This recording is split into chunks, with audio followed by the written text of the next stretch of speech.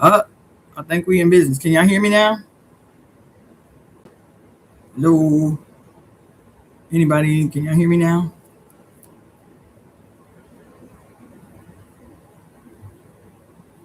Can anybody hear me now? Anybody? Thumbs up, something. Can you? All right, cool, cool, cool, cool. That's insane. um, I've been having so many weird issues with my laptop lately. Uh, all right, so let's go ahead and get up in here now that we done wasted. How long have I been up on here? 17 minutes trying to get this thing figured out. Um,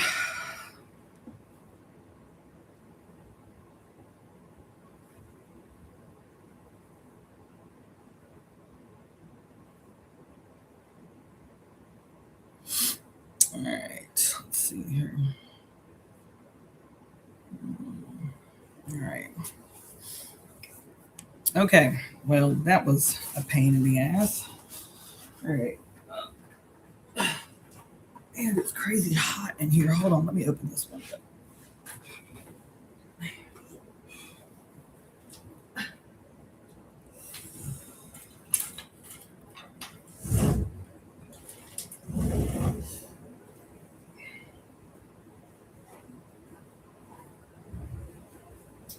Hopefully that'll make a difference.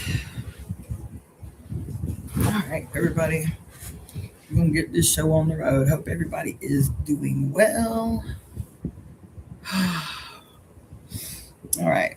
We're just going to get started. Y'all know that, and I think somebody just said it was 11:11ish daytime.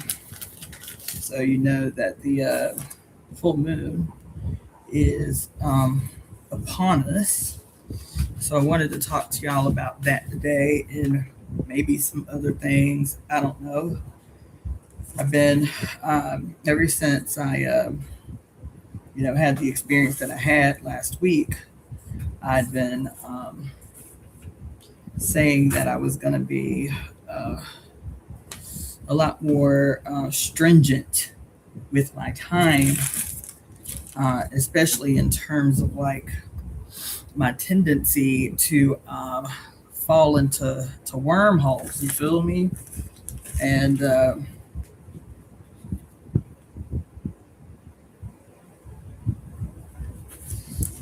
and I'll be damned if I ain't take about 100 pages of notes this week. And I also have some books out that I'm going to do a little reading from tonight, as it is relevant to the topic at hand. But I think what I'm going to do first is just jump right into the particulars surrounding the full moon and other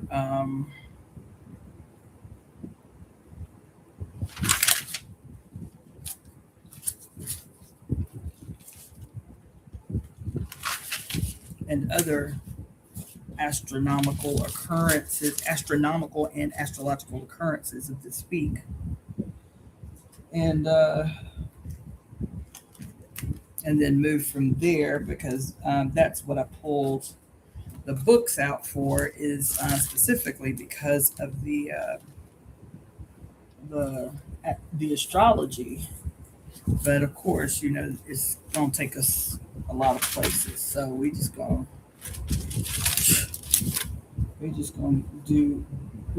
start there and see where it takes us, because obviously I got a ton of notes and I'm trying to figure out how to prioritize. I took another giant gang and stack of notes at a restaurant the other day, so I got a pile of notes on napkins, child. And the other thing, no, it's hot. I can't even concentrate. It's so hot in here.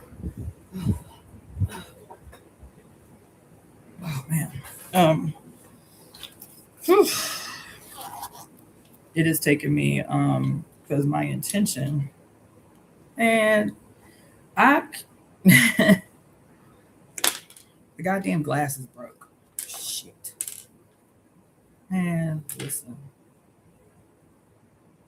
Man.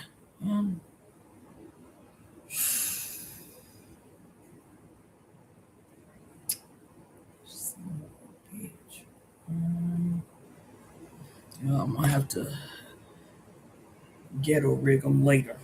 God dog it.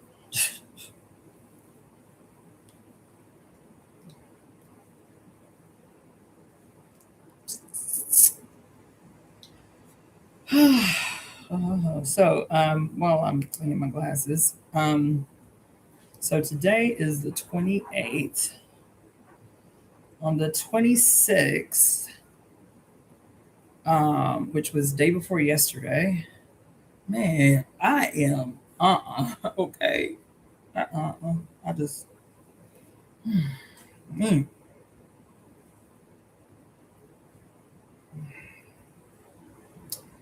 So day before yesterday was the beginning.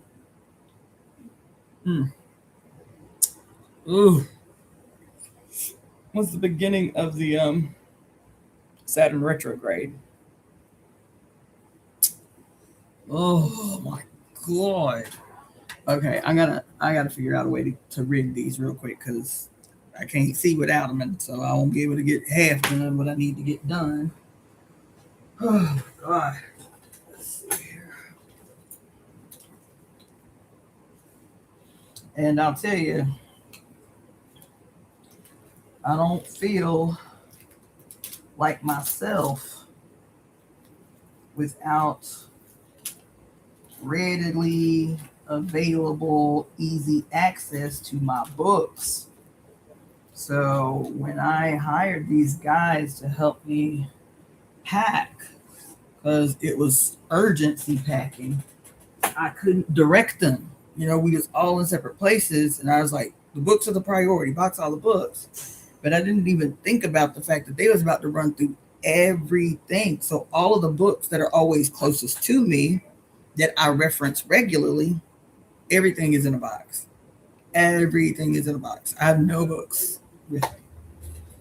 And so fortunately, the sister and the brother that I'm staying with are followers of my channel. And so some of the books that were most pressing for me to have, they have, which is great. But it's just very weird and out of body feeling.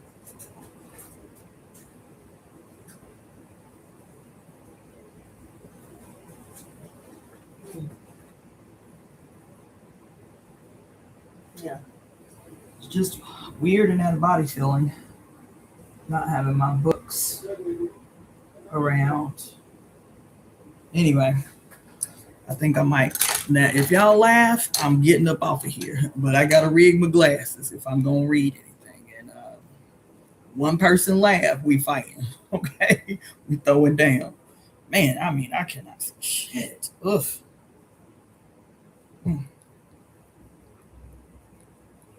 You shall see. Cross your fingers that this works. Oh, shit, bitch. I really cannot see. This is crazy as hell. It's like it's gotten worse in the last 2 weeks.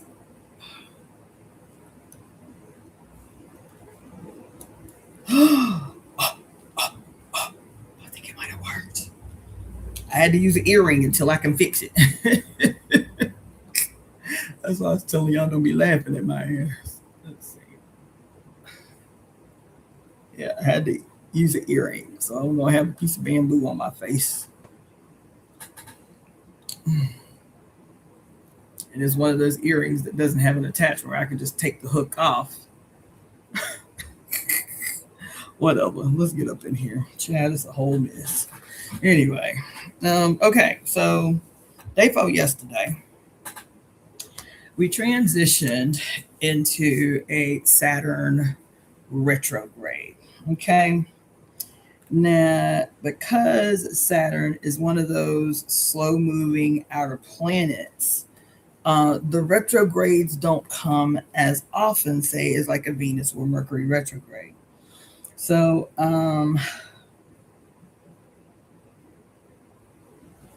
let's see.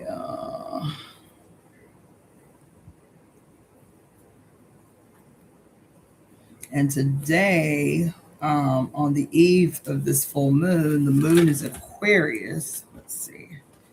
And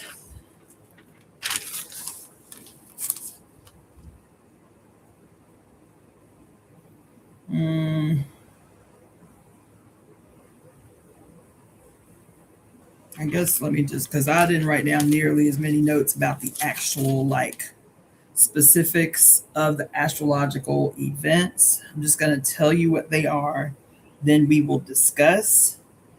So, as of today, as of today,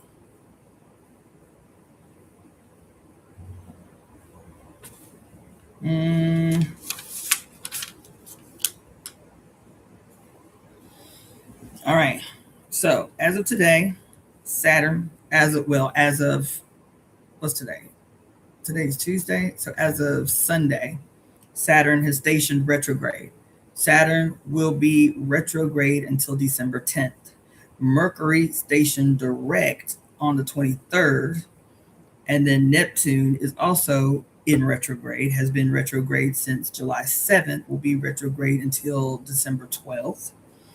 Both Saturn and Neptune are retrograde in Aries.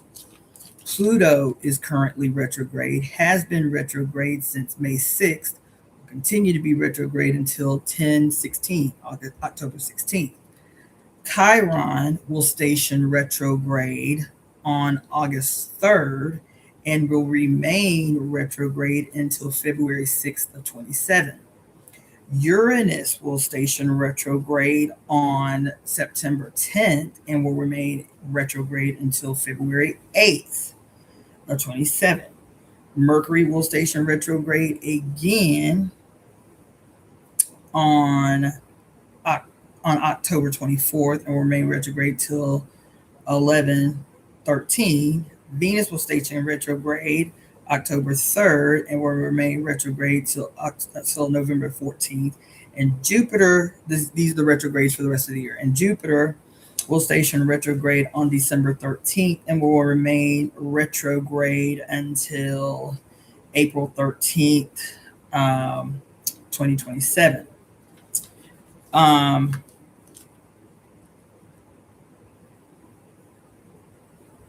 So the other thing that happened this week, okay? So tomorrow is the full moon in Aquarius, right? The full moon in Aquarius in the sign of Leo.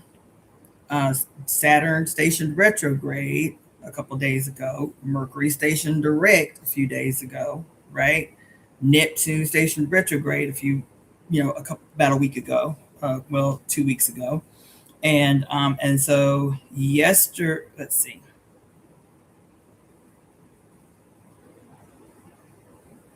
And then the nodal axis switched yesterday. The nodal axis, that is, so the north and south node the south node has been in Virgo, the north node has been in Pisces for the last 18 months, right? Yesterday, the nodes switched, the nodal axes switched and went. And so currently, while we are in Leo, right? Oh, Jupiter entered Leo last week when I was getting my ass handed to me also. So Jupiter entered Leo, right? We are in the sign of Leo, right? During a fire horse Chinese zodiacal year, right? All of the outer planets are either in air or fire signs, right? Yesterday, the nodes switched from very yin, Pisces, and Virgo to yesterday, the nodes switched, adding turning up the flames. South node is in Leo, North node is in Aquarius. Okay? South node is in Leo, North node is Aquarius. They will remain as such until March 27th of the year 2028. Okay? Also, what we must be preparing, well, today, as a matter of fact. So, what we must be preparing for also is the 8-8, or otherwise known as the Lion's Gate portal. What they call like the shadows of the gate, or the sides of the gate, begins today. 7/28 are the days leading up to the peak, which is 8/8. So today, July 28th, is the front side, and 8/12 is the back side. So this is the totality of the gate. The significance of the Lion's Gate, aka the 8/8 portal, is about the relationship between the sun, the constellation Orion, and the Earth. So it's said that when those line up, the sun, Orion, and Earth, this is the peak with the opening of the portal. Now, the Lion's Gate portal, its primary significance is that it's the period of time where the star Sirius, which is the brightest star in the night sky, where otherwise known as the dog star, when the star Sirius ascends in the sign of Leo, right? And so in Kemetic tradition, the star Sirius,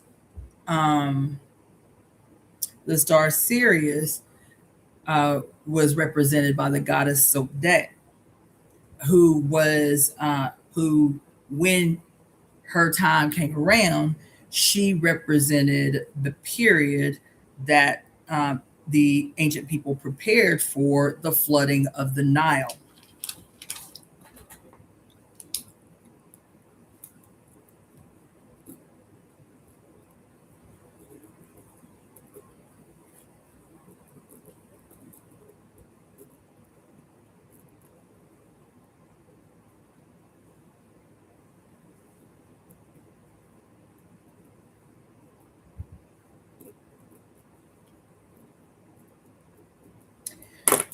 Okay, so that's her significance. And so in the constellation of Orion, Orion's belt, right? And so that, let me just go back. So that is represented by the cow, right? Like her animal, her animal totem, if you will, is the cow. Put a pin in that. She was also known as the water bearer or the water bringer.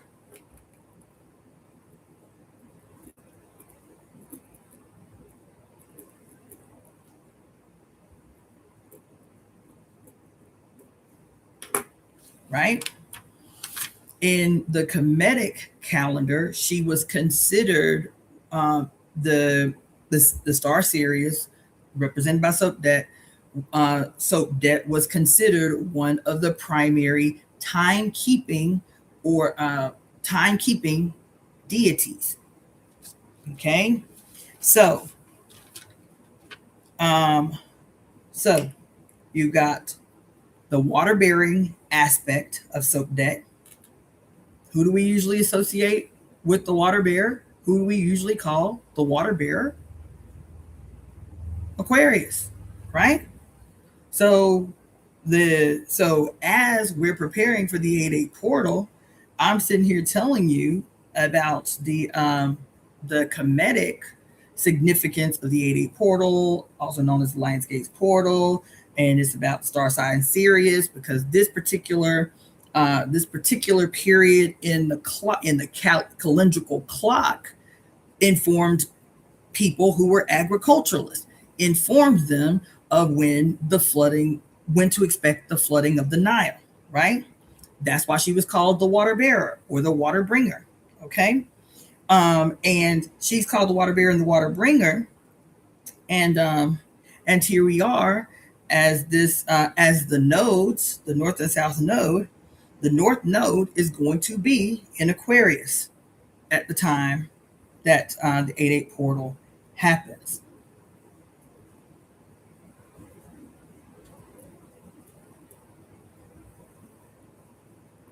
Okay. Now, I want to say something about this, particularly in her aspects of being responsible for the bringing, quote, the nutritive waters of the Nile, because the flooding of the Nile, they looked forward to the flooding of the Nile because it was how they were able to guarantee the bounty of the crops. So this wasn't a bad thing, the flooding of the Nile.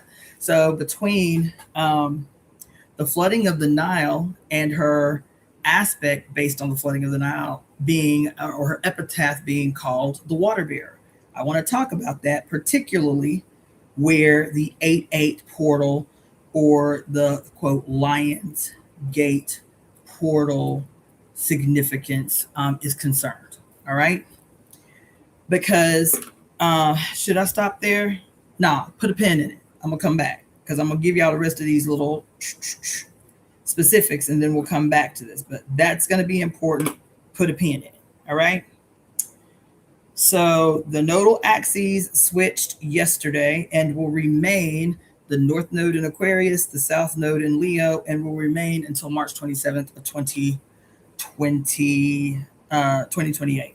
Okay. So these are just retrogrades that I went through for you because we are currently in 3 retrogrades. Okay. We are currently have 3 planets in retrograde motion at the same time. All 3 of those planets that are in retrograde are outer planets. So that's huge. They're slow moving planets. So for them to all be in retrograde motion is big. All right. So we're going to talk about that a little bit. So right now, the planets that are in retrograde are Saturn, Neptune, both of whom are in Aries, and Pluto. And then in a very few days, in about 5 days, Chiron will be in retrograde motion. Okay. So I might talk a little bit about that too. Okay. Now, so that's just retrograde. Okay. So those retrogrades are still happening within the context of a total sky in this year of a total sky that is already extraordinarily profound because of the number of once in a millennia, once in 1,000 years, once in 400 years, America, as this sky looks the way that it does, the United States of America just celebrated its 250th birthday. Okay. So we're still on the outer premise of what we call the peak of America's first Pluto returns, which happened on February 20th of 2022. Okay. So Pluto, so all of those retrogrades I just told you about and all the retrogrades coming up for the rest of the year are happening within the context of this sky. This sky being Pluto is in Aquarius. Pluto will remain in Aquarius until the year 2044. Neptune and Saturn both are in Aries for the first time in like 12,000 years. Okay. Jupiter is in Leo for the first time in 50 years. And Uranus is in Gemini for the first time since the year Yo Ugly as president was born, 1946. Okay. The Uranus in Gemini is huge because it is peculiar to the birth chart of the United States of America. when the United States signed this little Declaration of Independence and the Constitution and all of that, declaring it independent from the British Crown and all of that shit, the birth chart of the United States was that the United States was born under a Uranus and Gemini. Your ugly ass president was born under a Uranus and Gemini. As a matter of fact, let's talk about his chart just for a half a second. Because while we are in this period, which began last year, where for the first time in 12,000 years, Neptune and Saturn entered into Aries at 0 degrees for the first time in 12,000 years. And then there was something else, but those two are big because they rocking together for a minute, right? But last year, the same year that your president became president, was the year that Uranus entered Gemini for the first time since his birth. Donald J. Trump was born under a Uranus and Gemini. Every Uranus and Gemini that we have experienced since the birth of this nation has been marked by massive wars. The Civil War happened during a Uranus and Gemini. The Revolutionary War, the Civil War, World War II, and there was another one. But every Uranus and Gemini that we have experienced since this country gave birth to itself has been marked by major wars, by massive wars, right? Your president, and so I'm gonna put a pin in that too. But anyway, so not only was Donald J. Trump is a Gemini sun. He is a Leo ascendant. And let me just tell you something, because y'all think that I just want to tell you, I'm never on no conspiracy theory shit. Never. Like, I go into deep things, but all of those deep things that I go into trying to help you draw a connection between the thing and how it can be immediately impactful in your life, right? I have to get clearer about doing that, because I will never have never. I don't wormhole into bullshit. No bullshit, NAS, conspiracy theories. Anything that I end up in a wormhole over is because I understand, even if you don't right away, why you need it. You understand? And so when I talk about these, how and it is not a conspiracy. Not when they admit it out their mouth. They tell you out their mouth that we plan decades ahead of time. I'll tell you why they have the ability to do that, but they plan decades ahead of time. So what's the purpose of me telling you about the little girl, remember a few years ago, who for a American history project, she was like in the 10th grade or something, and for an American history project, she wanted to prove or disprove that all the American presidents were related. She said she had heard what she thought was a conspiracy, that every single U.S. president was related. And so her project was to either prove or disprove this theory that she heard. And what she proved, and she said she actually sent what she created, the spreadsheet that she created, she actually sent it out to 3 different universities so that she could have these universities proof her work, cross-check her work. This 10th grader for a history project. And this girl proved, with the cooperation of these universities, that all but one, and that was President Nixon, by the way, not Nixon, what's his name? Kennedy. All but one president, including your beloved Obama, all but one president not only were related, every president, including your current ugly ass president, every president in the history of this country, their bloodline goes back to the 5 patriarchs of the 5 patriarchs of the family that came over on the Mayflower, the so-called Pilgrims. Them first families that came over on the Mayflower, you feel me? The 5 main patriarchs on that ship, every president you've had but one is related to the 5 patriarchs of the Mayflower. You understand me? And what would be the purpose of me telling you that?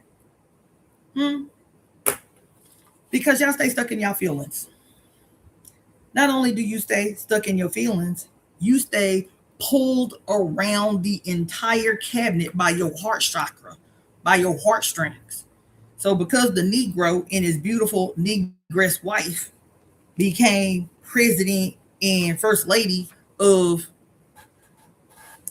the U.S., what they call it, the USS, the USS, the United States Ship of America that's sinking. That's what I'm trying to get to. And nobody can tell you, no matter how much dirt people lay before you about the wickedness and the diabolatry that was Barack Obama's 2 terms in office and the extraordinarily brutal impact that his 2 terms in office had, can't nobody say nothing against the holy and beloved Obama without all these melanated chocolate colored people getting their heart chakras all twisted up. It doesn't matter to you that his mama was a CIA agent. Don't matter. It don't matter that her primary work was in Kenya. During the height of these aggressions against the continent that had all over the continent had set off revolutionary struggles that liberated itself from its colonial rulers, and that is the period of time for which she is in Kenya. And can't nobody tell y'all that. And you reason like, oh, there is nothing good that can come from a Jewish white girl because Obama's mama is Jewish. A Jewish white girl, a CIA operative in Kenya who, quote, just conveniently falls in love with the blackest man she meet in Kenya. And that don't sway y'all at all. That don't sway y'all at all. It doesn't sway you at all. That for the first time since the decolonial period on the continent, the last remaining friend to Africa, Muammar Gaddafi, you can say what you want about him, but at the end of the day, no matter what his flaws were, and I'm sure he has them because he's a man, at the end of the day, Libya had the highest quality of life for black-skinned people of any country on the continent. Libya had I'm talking about for black folks, because there's a bunch of white folks that's got a high quality of life in several countries throughout Africa. Libya had the highest quality of life for black-skinned people of any single country on the continent. And it was Obama that set up AFRICOM. So y'all don't know that. Y'all don't know nothing about that because you refuse to hear anything against your beloved Obama.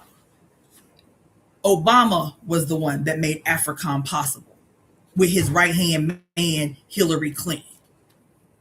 It was Obama and Hillary Clinton that set off the hit to kill Muammar Gaddafi and his offspring.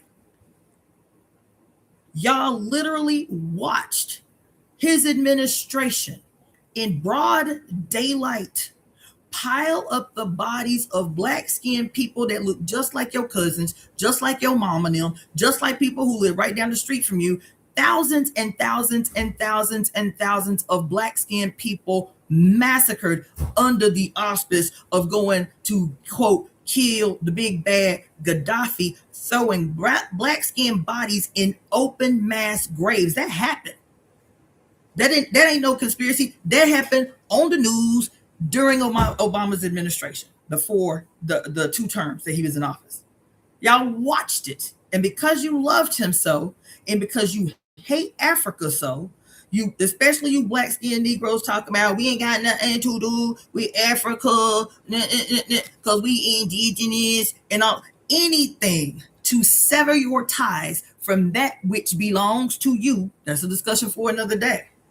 But you literally sat here and watched this two-faced, low-lifed, scandalous, rabbit-ass dog massacre black-skinned human beings, and it was the UN so-called peacekeepers that went in with the United States government and assassinated Muammar Gaddafi, robbed the government blind. Like 25,000 black people killed under the auspice of going to get the big bad boogeyman that was such a tyrant to the people. But y'all just massacred in broad daylight 25,000 black skinned folks and put them in mass graves. And from that day, 2008 to this, everybody talking about, see, they in Libya and they done reopened slave markets and they selling black people on open slave markets. Yo, Obama did that, bitch. Obama did that. Obama is responsible for why Africa is laid open right now. And right now, to this day, no one can say anything against this tyrant. Against this tyrant. Because he's slick talking. Because he's a smooth ass nigga. And he got a beautiful wife. And y'all be so in your heart chakras about Michelle Obama that all they know they got to do is find some white nationalist, loose lip weirdo to call her a man, and everybody will, quote, jump to her defense as if she was not an active, enthusiastic, engaged partner in crimes against Africa, in crimes against the innocent. Y'all, all I'm saying, the only reason I started mentioning y'all presidents in the first place, but y'all be really killing me with this Obama shit. Y'all really do. I'm gonna tell you. And ask me. Nah, I ain't vote for the nigga neither time. Fortunately, I was in an organization that was up on game before we even knew what was coming down the pipe. You understand? So the reason I mentioned your presidents, though, is because I was talking about your current ugly ass president, who is a Gemini sun and a Leo rising and a Sagittarius moon. The reason I mentioned this weirdo is because in looking at his chart, because he was not only born on a Uranus and Gemini. This will explain why he's a warmonger, okay? He was born under a Uranus and Gemini. Not only was he born in a Uranus and Gemini, on August 12th, the first eclipse of the eclipse season will be coming, okay? He also was born under a solar eclipse in Leo. Yes, he was. Did y'all know that? Did y'all know that Trump was born under a solar eclipse in Leo? Under a Uranus and Gemini? The last Uranus and Gemini that was taking place during the height of the Second World War? Did y'all know that? Okay. So his I want to say one more thing about his Sagittarius, because we're going to have to get real deep. I try to touch on it every now and again when I know that there are very specific moments coming up that speak out or speak to Trump's chart. Let me tell you something about this nigga chart. Because I've talked to y'all ad nauseum about the Gemini aspect of his chart. I've talked to you ad nauseum about the Leo ascendant aspect of his chart. But I haven't touched on at all the fact that his moon is in Sagittarius. I don't think I've ever once talked about the significance of his moon being in Sagittarius. And I need to. Not only do I need to talk about his moon in Sagittarius, I need to talk about the fact, I need to remind you of, let me do that. I need to remind you of the fact that his opponent, when he ran for the second term, who was his opponent? I don't give a, listen, I don't care. I don't care if you say it's 10,000 coincidences. First of all, if a coincidence was real, there ain't going to be no 10,000 of them. 10,000 coincidences for real though? Okay. His opponent, and y'all don't even remember the circumstances that gave rise to him and this girl being the contenders for this most recent election. But Kamala Devi Harris, child, this bitch.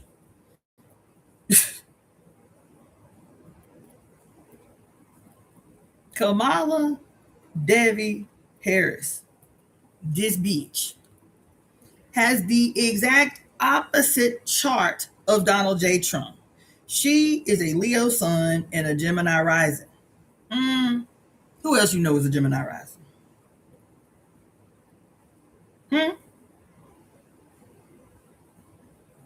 I think her sun is a Cancer. Is her sun a Cancer? I mean, is her moon a Cancer? Somebody Google her chart real quick. Is her moon a Cancer? I think her moon is a Cancer. But I know her sun is a Leo and her ascendant is a Gemini.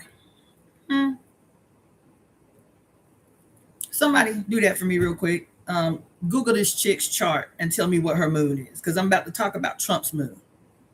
Oh, her moon is even the fuck worse. Her moon is an Aries. Even worse.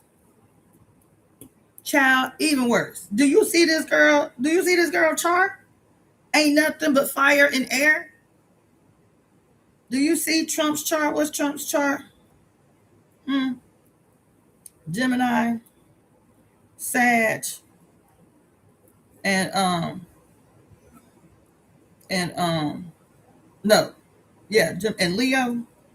And then this girl, so his too, nothing but air and fire. Do y'all see that? His chart ain't nothing but air. His three main ain't nothing but air and fire. Her chart ain't nothing but air and fire. As we enter for the first time in 2024, for the first time in 25,000 years, this is the first time in 25,000 years that all 5 outer planets are in air and fire. And at the same time, as this change is happening in the sky, these two motherfuckers who ain't got nothing but air and fire as their main triad are, quote, running against each other as perceived opposites. The black funny chick and the old rickety tyrant parasite, as if this does not read right out of Greek mythology. This shit I just wrote down. You understand me? Not only that, Kamala Devi Harris. Kamala Devi. Remember we pulled that card and I was like, oh my God, I don't believe what I'm looking at. That the name Kamala Devi is the name of one of the destroyer aspects of the goddess Kali. Remember that? Do y'all remember that at all? Why are we in a blood horse year? I mean, a fire horse year? Do y'all remember that at all? Are y'all gonna talk to me? Yeah, okay. Y'all remember that, right? So how many motherfucking coincidences can coincide at the same time before y'all be like, nah, this shit is more than a coincidence. These motherfuckers plotted this shit. Why is that so hard to believe that they plotted this shit? As a matter of fact, can I do this? Did I keep the screen open? Hold on. I might have kept the screen open because I need to read something to y'all. I did keep. Let me open up. Let me open up a screen. Because there ain't no point in us talking about astrology if we do not know what is happening to us in plain ass, I'm telling you, remedial kindergarten ass fashion. In plain, they playing in our face, and we will believe everything but what is right in front of us. Let me tell you what I found out yesterday, whenever it was. Let me open the screen because I'm in my feelings. I'm in my feelings, and let me just tell you why. Let's see.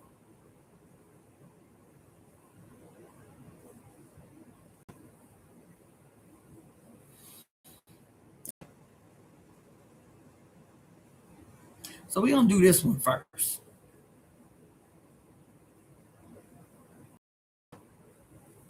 Can y'all see me? Okay. The word, because I was listening to a young astrologer. I'm gonna tell you what got me on this yesterday. Let me make a middle of it. I was listening to this young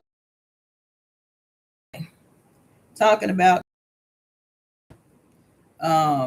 astrologer from back in for the last several weeks, everybody's been talking about this anomaly that they have been calling some astrological configuration. It looks basket. I haven't been paying too much attention to it because I've been getting kicked out of my place to live.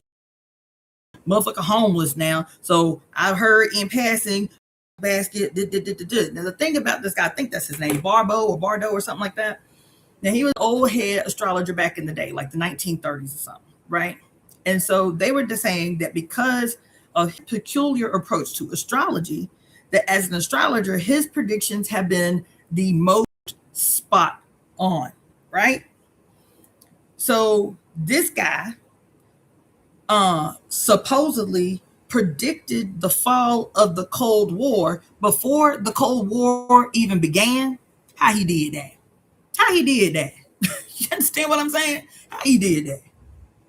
Then the other prediction that he made that was spot on was he predicted the quote economic crisis, the bubble bursting of the housing market, you feel me, the subprime mortgage scandal that robbed Black and Mexican people blind.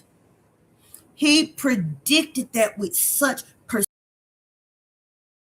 even alive to see his prediction. This is what the dude talking about yesterday. So that's all everybody been talking about for at least 2 months is Barbo or Bardo, whatever his name is, Barbo, Bardo, whatever, and his extraordinary predictions. You feel me? So this Bardo's basket, we need to pay attention to because the predictions that he made that are coming up, the last predictions that he made, you feel me, we got to be ready for. I sat up in here and I usually like this little astrologer. I don't remember his name. He cute little indigenous brother. But he was going so hard on these predictions. I was like, why you keep saying that? Why you keep saying that? Go back and research this Barbo guy. Because anybody, y'all know my position. Anybody making predictions, I'll just say that, of a certain, there is a specific and peculiar presentation of humanoid type people. If they making predictions, I'm automatically going to default to who mama was, who their daddy was, what secret organization, what secret society they was attached to, what is their blood lineage, where do they hail from? Because a particular persuasion of people, y'all lying. Y'all lying. Not only are you lying your ass is an agent. So now I got to go back and research this Bardo guy that everybody been talking about for the last 2 months. Barbo's basket. I don't give a fuck about Barbo. I know his ass is the police. Now I just need the information to arrive to confirm what I already know. That's all I need. Don't I tell y'all that all the time? All I'm doing is waiting for the information to come into my cipher that confirms what I already know. 10 toes down, heels dug in. I'm not wavering. That motherfucker I got to find the information that proves it. Why? Because I don't believe certain people of persuasions can make no predictions. That's why. I don't think, not only do I not think, I am 1,000% emphatically certain that Nostradamus was the police. I don't care. Who else is another one y'all like to hold up so much? Edgar Casey, I am 1,000%. 1,000% without a convicted in my certainty that his, yes. And when I say police, I mean all of them. I mean, whether he was a priest, whether he was a monk, whether he was a Jesuit, whether he was a shaman, whether he was a yogi, whether he worked for the state, whether he worked for the nobles, I don't give a, he was the police. You understand what I'm saying? And so the reason as I'm talking to y'all about this astrology is because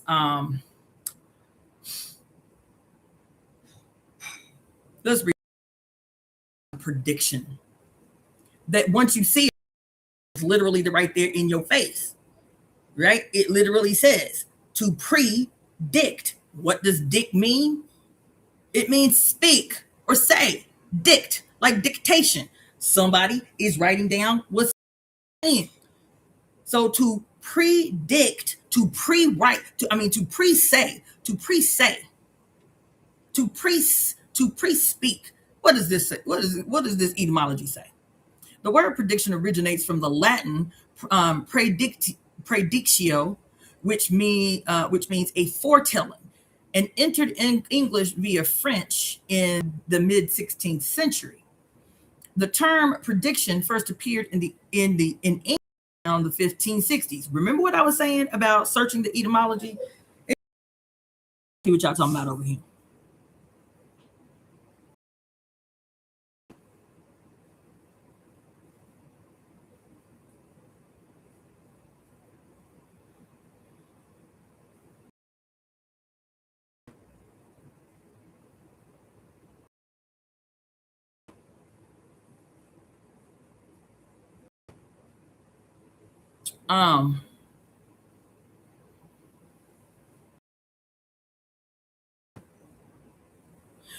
What did I say? That I don't just search etymology, compare and contrast. I search the current, then I search both the Hebrew, I search for the Hebrew and the etymology of that same word. Then I pay. Anybody remember me saying that? Anybody remember? Search the etymology for words. You also have to pay attention of the word change. What did I say? I said so many of the words in the English language that we use in modern English language, it struck me how so many of these words, their meaning, their etymological meaning changed anywhere. Oh man, it must be just you. Refresh your page, Zahara. Is my shit skipping for refresh your page, baby. It actually caught my attention. All I was just searching the etymology. No, it's me. God.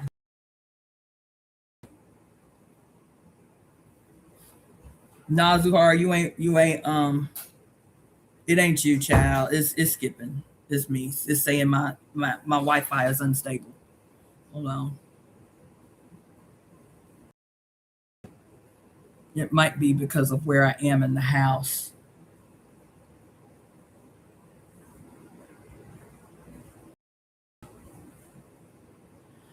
So what I was saying was it was not lost on me how so many words, modern words, the meaning of the word changed typically between the 1400s and the 1600s to the 1600s. So happening in the world in these European word that meant this thing over here, and now it means the exact opposite of the thing between the 1400s. Do you understand? I know that's deep, but that's how we have to start studying, people. These dates are in here for a reason. So here is changed around the 1560s from the French word prédiction and directly prediction, a nominative of predictio, which means a foretelling or a declaration concerning future events. Now that's according to Harper Online. But listen to what the verb root of the word means. They saying, oh yeah, it's a foretelling. It's a declaration about future events. Listen to what the verb, the Latin verb meaning of the word is. That's why I'm telling you, you got to pay attention not only to the etymology, but when the etymology changed. Listen to these. It says that the Latin noun predictio comes from the verb predictere, which means to assert, to proclaim, or to declare publicly. That's what it means. Do that sound like the same thing as to it's a foretelling or a declaration of future events? That ain't what it say. That ain't what it said. It says to assert, to proclaim, or to declare publicly. Which itself is formed from pray, which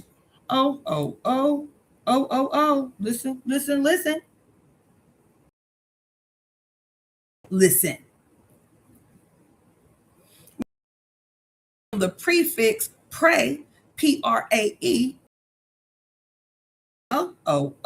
Child, I'm in my feelings.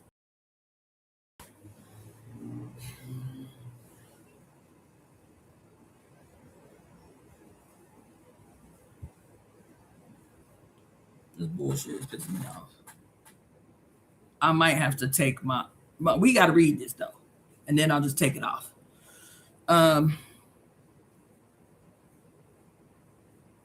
Okay, so it says the prefix pray, which means before, plus the suffix to say. Listen to me, chat.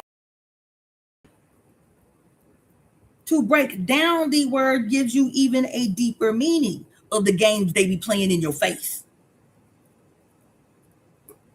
Because to break down the original Latin noun and verb, predicere, which means to publicly, with itself plus dicere, which means to say. What are they saying right here? This is the Proto-Indo-European root, this bullshit.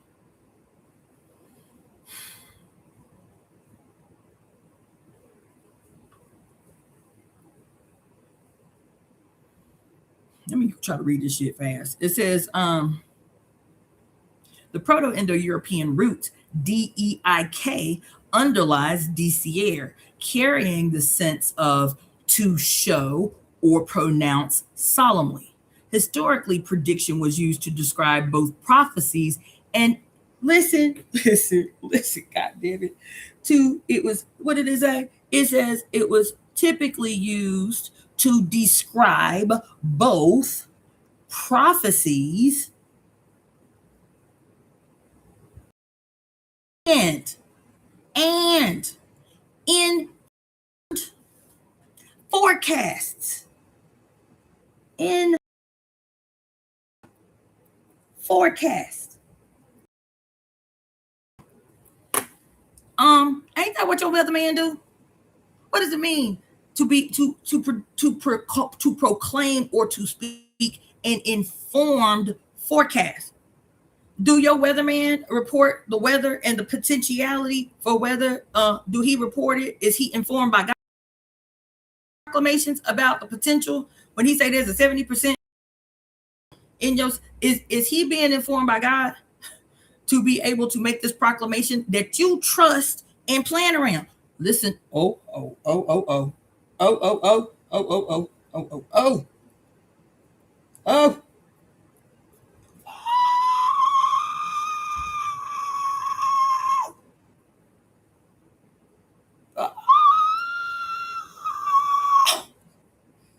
Oh my God.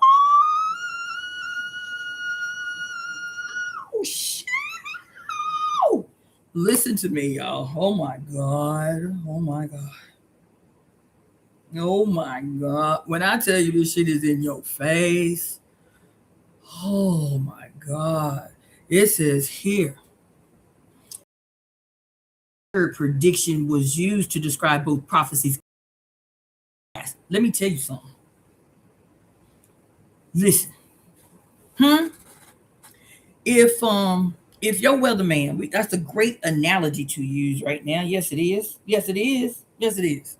If your weatherman tell you that to proximity of the location that you are in, there is a 80% chance of rain and storms and flooding. Are you going to say, you know what, it's a 50-50 chance because, it's just predictions. It's just predictions. What he know. It doesn't say forecast. It says informed forecast. So who is informing your weatherman? Weatherman, you trust, listen, and plan accordingly. Especially say you're going on a trip. Say you're going on a plane. You're going to check not only the weather from point A to point Z, you're also going to search the predictions for the weather you going to, so you know how to plan accordingly. How do you plan accordingly? You want to take the appropriate clothes. You want to make sure you're warm enough or you're cool enough. You feel me? So you plan. Oh my God. You plan based on the trust of the information that the person declaring, the person proclaiming, the person the person speaking, the person saying. Your trust in him is not just him. Your trust is based on the fact that you intuitively know that there's something greater than him informing him of this 70 to 80% chance of rain and thunder and XYZ. Is it some invisible force in the universe that is nameless and formless and all of this shit that is informing your weatherman? Is your weatherman sitting in a cave somewhere throwing bones to get the information that he needs to tell you how to plan accordingly for your trip or for your work week or what have you? Hell no, he ain't. No, he's not doing that. He's using science to garner the information about the possibilities and probabilities of precipitation in your area. Science informs him, and you trust him because you trust science. That's why. And so we say here that the word prediction in ancient Rome, the Latin period of time, was used both for prophecies and informed forecast. Now I'm gonna fuck y'all up right now. Now, if I'm saying, and if I'm using the analogy of your weatherman or your weather girl, you feel me? And y'all say, right, damn right, I am going to move accordingly, based on the forecast given to me. Think about this word forecast for a second, because this is the word they used to describe prediction. For. What does cast mean? Casting spells, right? Beforehand, right? So here prediction says to speak something before, right? A declaration concerning future events. He said, but it went on to mean both prophecy and informed forecast. Informed. Now let's go back to this Barbo in his basket, to Nostradamus in his declarations, the sleeping prophet Edgar Casey in his declarations, right? Let's go back to these people. You feel me? And if prophecy, right, predictions come from informed or predictions are informed forecast, who was giving them the information? Barbo and what's his name? Nostradamus and what's his name? Edgar Casey and the likes. Who were giving them? Who were informing them of the declarations that they would then speak? Because it's so easy for y'all to just say God. It's so easy for y'all to just say God. At least Barbo was honest. At least Barbo say, I've been studying these stars like the ancients studied these stars. And what did I tell you about astrology and its sister science, astronomy? That they are mathematically and scientifically specific to the letter. What did they say about the Mayan calendar in its prediction of the year 2012 that everybody was planning for? That the Mayan calendar was so mathematically precise that it was only off by 0.001% or 1 degrees. How they did that, and today we don't know where the fuck we are in the universe. We don't know where we are in our own galaxy, but every culture on every place on the planet have had astronomical and astrological systems of mapping the Milky Way galaxy, our universe, mapping it to an extraordinary precision. But all of a sudden, don't nobody know where the fuck we are in our own galaxy? Because you can see it right now. Everybody is debating, well, are we actually in the age of Aquarius, or are we still in the age of Pisces, or did they pull the okie doke on us and we're actually entering into the age of Gemini? How the hell we don't know where we is in the universe? The same reason that we don't know where we are in the galaxy is the same reason that all of these aristocratic secret society member ass having ass white boys can all of a sudden God fearing,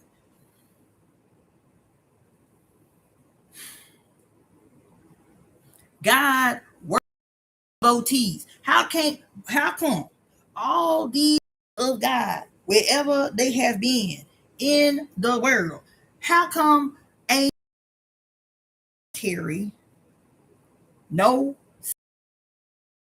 action they done made anything good? Never, never, never. Not Edgar Casey, not Nostradamus, not Mr. Barbeau. Who else? Why? Huh? Huh? Why they ain't never, why they God that loved them so much ain't never give them good predictions?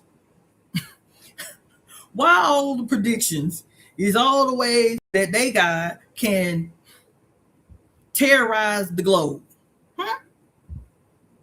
While we talking about informed forecast. Who is informing these men for us to trust and plan around these forecasts? Y'all ain't hear me. Because this young man that I like as an astrologer was with that doom and gloom shit the other day, and all he kept talking about was Barbeau's basket. And there's one major last prediction that Barbeau made, and how did he know that the 2008 economic crisis was going to happen? And how did he know that the Cold War would end when it did, when the Cold War had not even begun yet, when he made the prediction? Are you kidding me? It literally say here. What it say? What it say? Where is it? To assert, to proclaim, and to declare publicly. To say before. To say before. And you trust so blindly that you don't even question who the informant was. Can anybody else hear me? Because one person is saying they can't hear me. You don't even question enough to inquire about who informed these men that have been declaring for some 500 years, hell, more than that, all the ways that we, the world, can be messed up in the game. Y'all ain't never questioned. That's why they can still use the same shit over and over and over and over and over and over and over and over and over and over and over and over and over and over and over and over and over and over and over again. Do you know that you can Google and ask how many antichrists have there been? Did you know that? Did you know that you can Google and ask the question, how many antichrists have there been? Meanwhile, you grew up thinking there was only going to be one antichrist, didn't you? Do you know that there have been 13 documented antichrists since the founding of the so-called Christian religion, the Catholic religion? Did you know that? Why there's been 13 antichrists? Somebody answer the question. Why has there been 13 antichrists? Anybody want to venture a guess?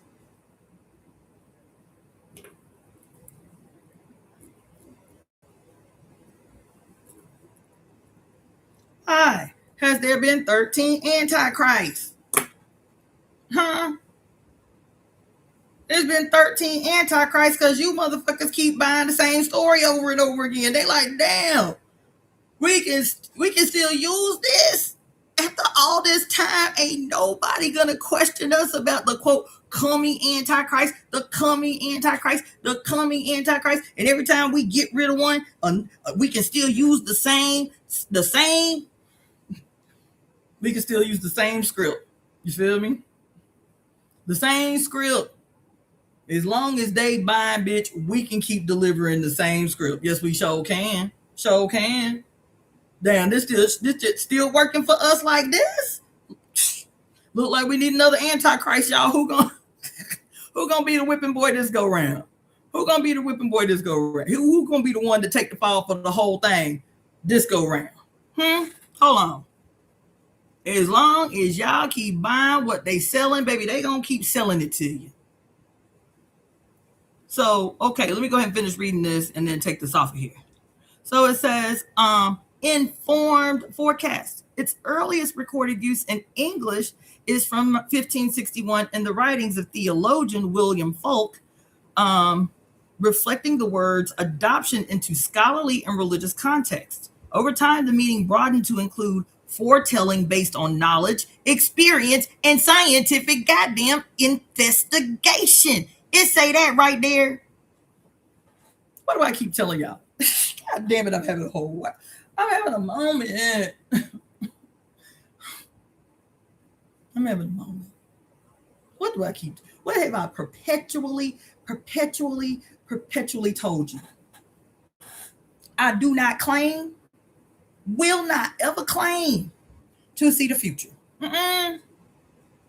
That does not mean many of you have not emailed me when something that I have said a year, 2 years, 4 years, 6 years prior plays out damn near verbatim, like I said it would.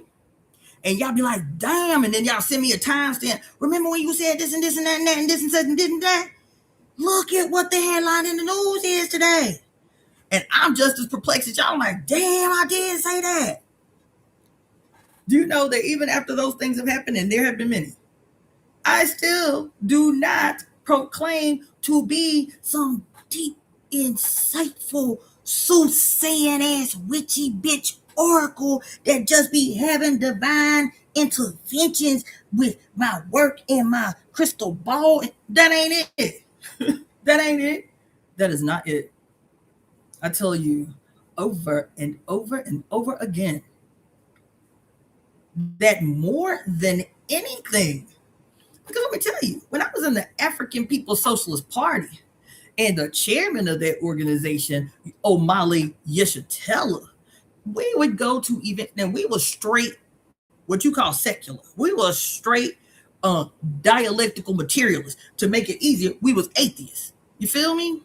We was dialectical scientists. You feel me? And we would go all over the place.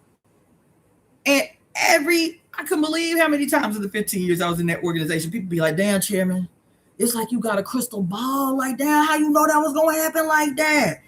Of a socialist, internationalist, atheist, historical, dialectical materialist. You feel me? He ain't casting no bones. He ain't throwing the lots. He ain't rolling the dice, bitch. What is it that informs him in a way that people who know he is not a spiritual man, what would inform him? That he could speak so precisely about things to come that people everywhere will be as damn chairman, like damn, it's like you got a crystal ball, like that shit happened exactly how you said it would. He ain't got no crystal ball. You understand what I'm saying? What is he informed by as a historical dialectical materialist? Oh my God.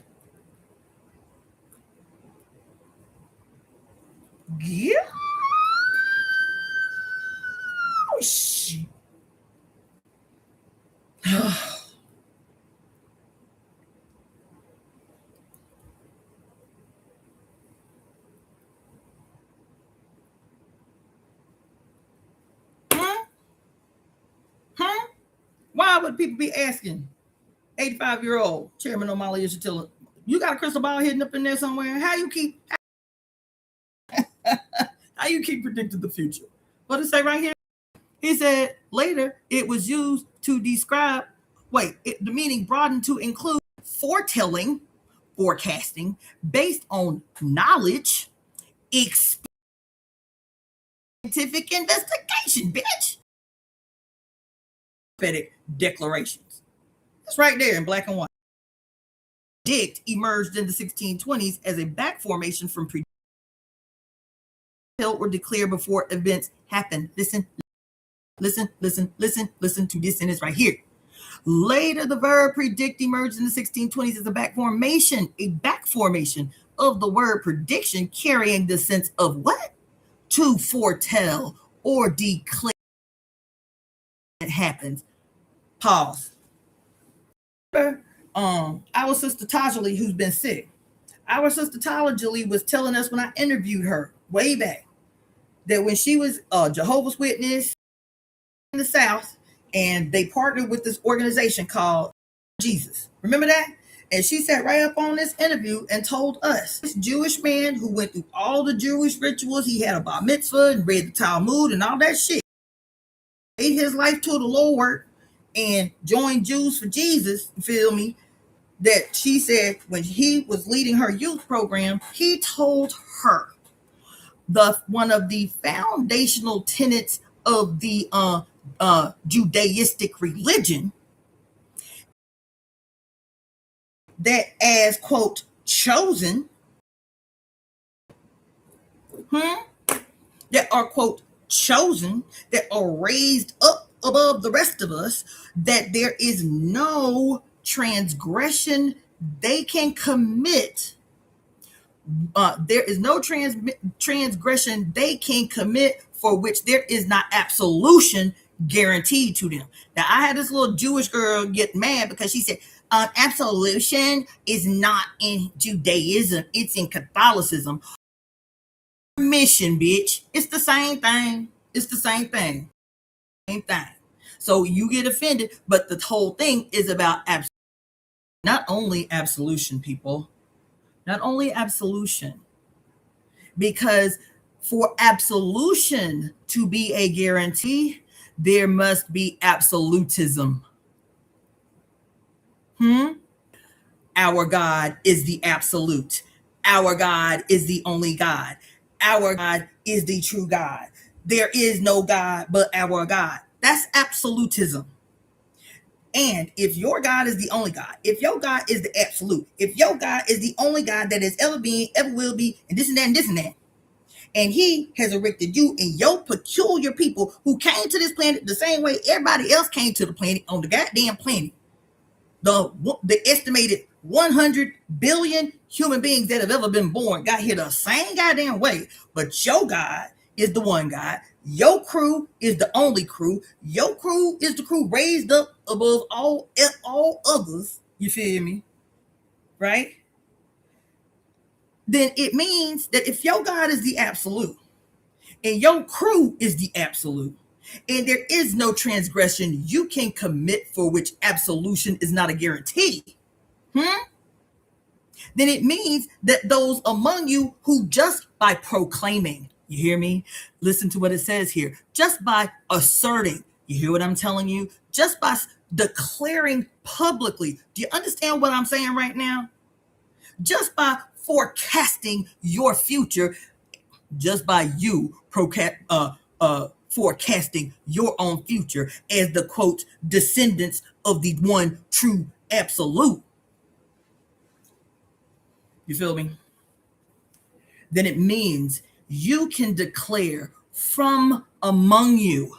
You can perpetually declare from among you, who is the embodied representation of the one true absolute, that from within you and among you, only one of you can be the absolute. Who is the absolute?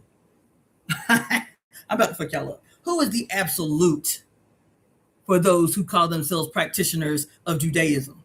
Why they play in your face? I'll get even more fucked up with you. Who is the absolute among those who call themselves Muslims, practitioners of Islam? Who is the absolute among them? I will give you another one. Who is the absolute among your Catholicism and Christianity? So you got these three religions, not exclusively, because there are others, but we'll stick with these Abrahamic ones.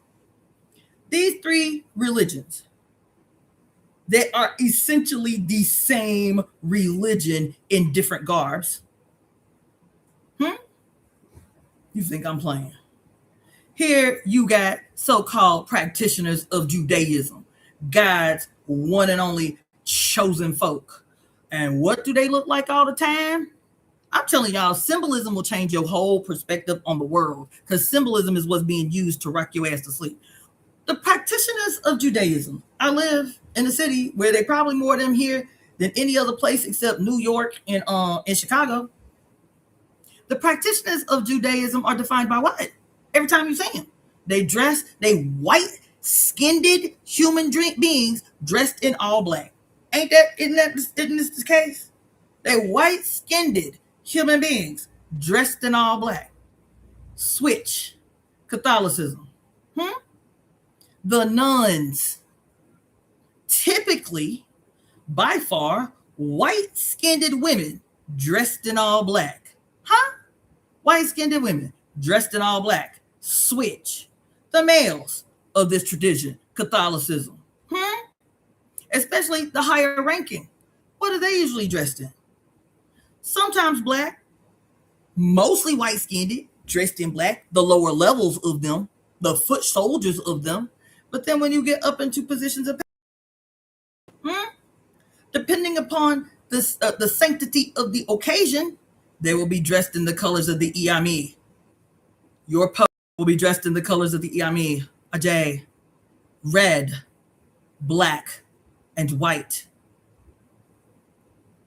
And every now and again, for extremely important scenarios, the Pope alone will wear purple. Y'all don't think that means nothing. You don't think it's having a psychological impact on you because you ain't Catholic. Okay, switch.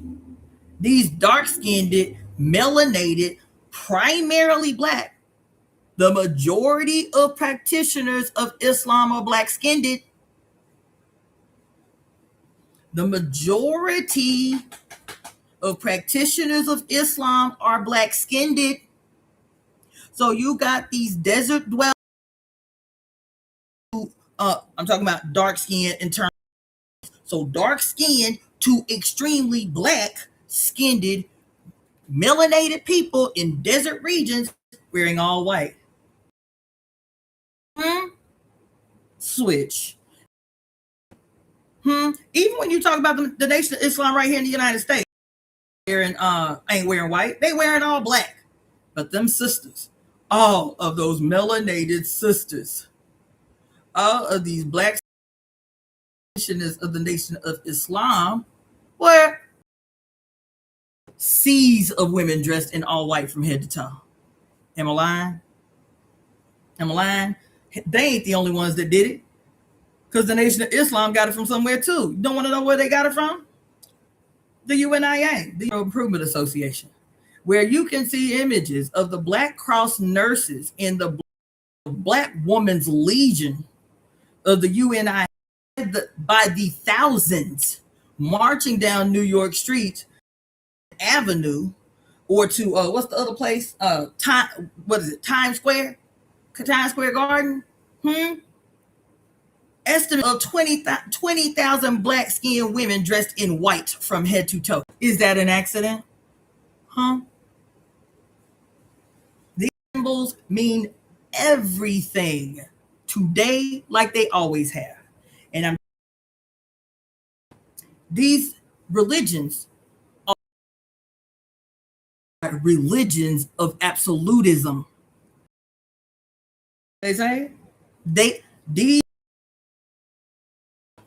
Shit just pissed me off.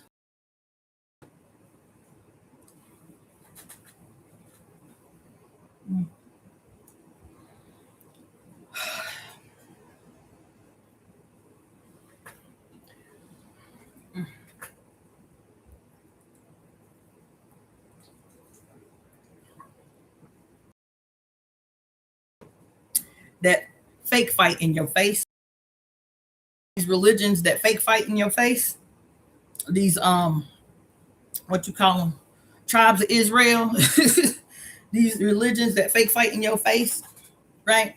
Judaism, Protestantism, Christianity, and Islam.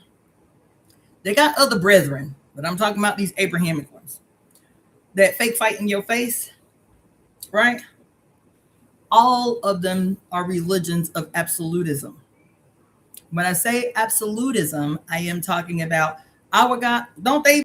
What they say in Islam? Witness that Allah is the one true God or some shit. What does the Christian say? Whatever they all are absolutist. Do you think that that has been held captive behind the walls and doors of their religions? That's why you all see religion. Oh my God, man.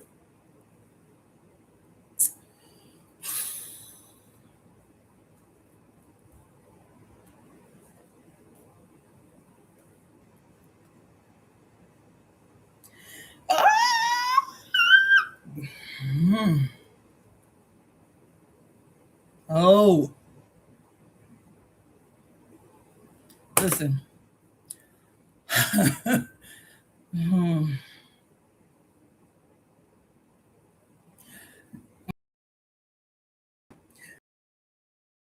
Not wrong when he said that religion is the opiate of the masses. Not only was Karl Marx not wrong, Karl Marx was not wrong because he was not only making an observation of the present with which gave rise to the Soviet Union and the condition. Oh, God. Oh, oh, oh, oh, oh. Not only was Karl Marx not wrong when he made the statement that religion is the opiate of the masses, not only was he declaring that the cause of the current conditions of the masses of suffering under what was then the Soviet Union and all of the conditions that had given rise to that moment that he was making this declaration about. But Karl Marx, was an agent of the state. And as an agent of the state, with the state, man, and enthusiastically securing the future of that state, the will of that state, he was forecasting. He was casting a spell about. He was communicating to the body national, not just the Soviets, not just the communists, not just not just the socialists. I'm telling you, he was communicating to his brethren worldwide. When I keep telling y'all that they will write these stories, they will write these movies, they will write songs that communicate to the body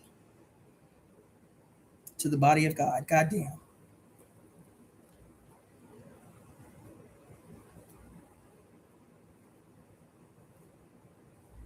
Oh my God, man. Woo! Woo! Woo! Mm-mm.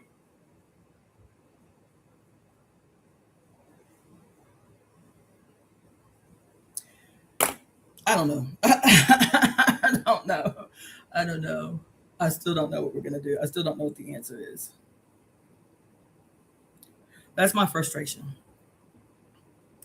Is to see so clearly what I am looking at, y'all. Karl Marx made the declaration that religion is the opiate of the masses. It was like he was. Let me tell you something, because I done studied Marx extensively. Let me tell you something. I'm gonna have to revisit.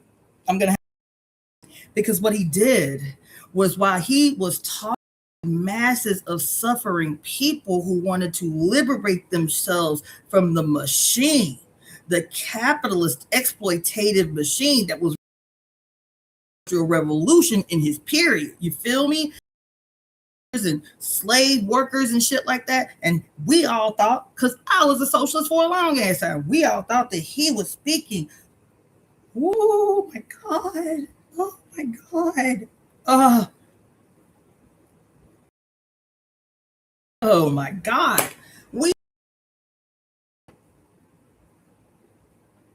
What are you in these declarations about the development of human society, the evolution, primitive communalism to the utopia that would be communist, a world without borders, a world without the need for the state. Oh my God! And I cannot, I can't, man. It's too much. It's too much. Oh my, yo, I don't know what the hell we gonna do. Because I don't, like, I keep telling y'all, man, I'm homeless. You feel me? I am officially homeless. I just got kicked out my shit last week. I don't need no goddamn profound break. Man, me and Spirit going through,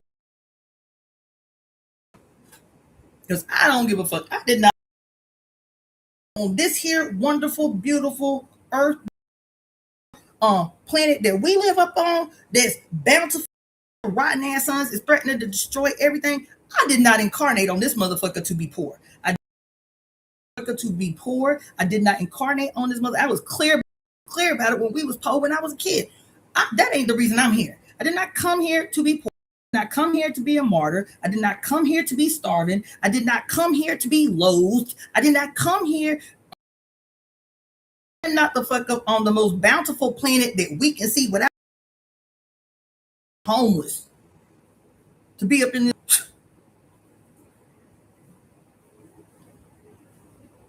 I didn't come up. I did not incarnate for that. I refuse it. Not only do I refuse it, I reject it emphatically. I did not incarnate to be no martyr. I did not incarnate on this motherfucker breakthroughs and to see the things that people can't. Fuck what? Huh? For what? I don't want to have no more. I don't want to have no more goddamn divine interventions. Shit.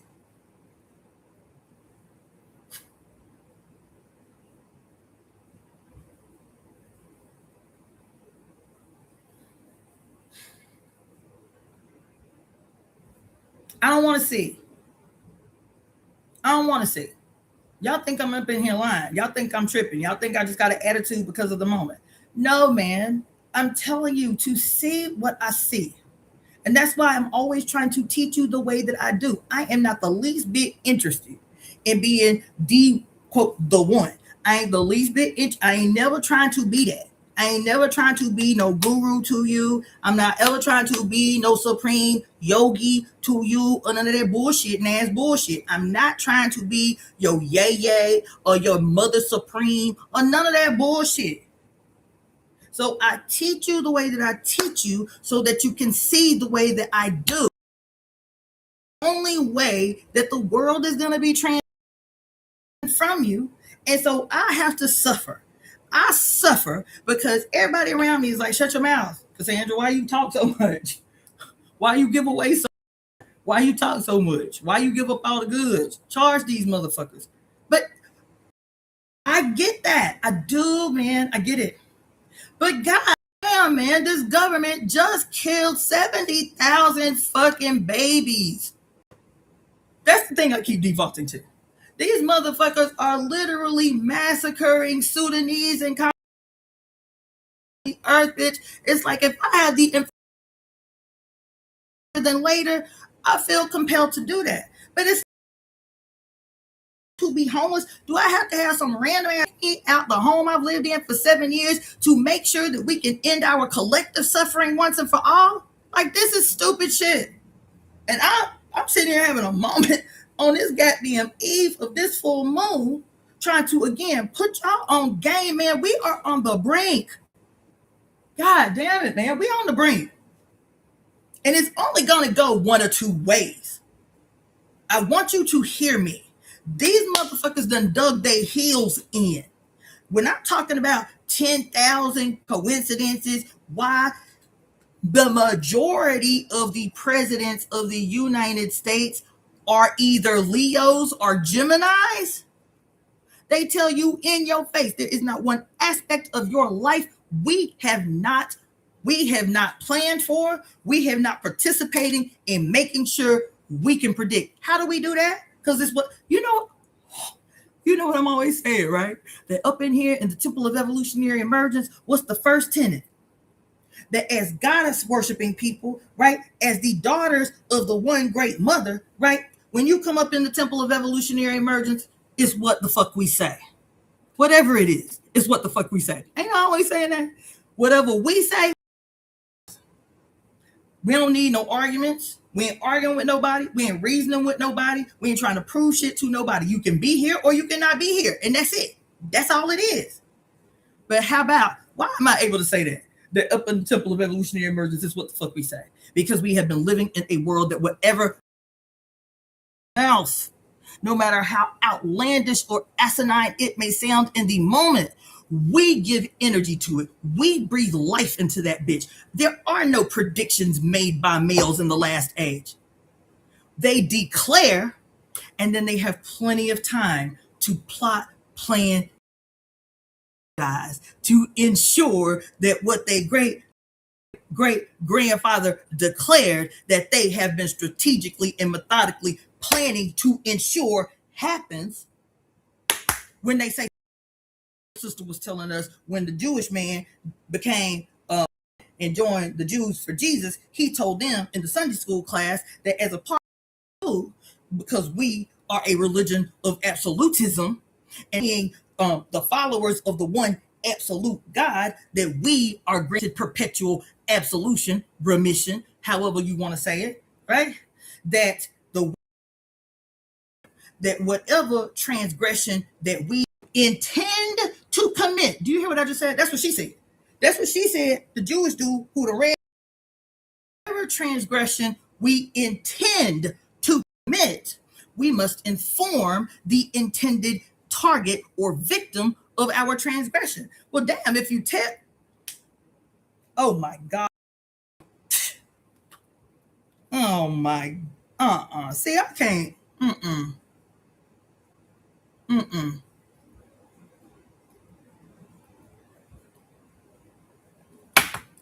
So the Talmud say, you got to tell the target, do whatever you want to, but in order for it not to end up being a sin, you must forewarn. You must foretell.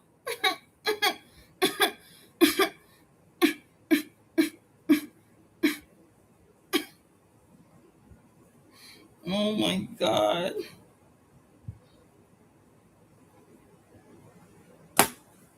You must forewarn.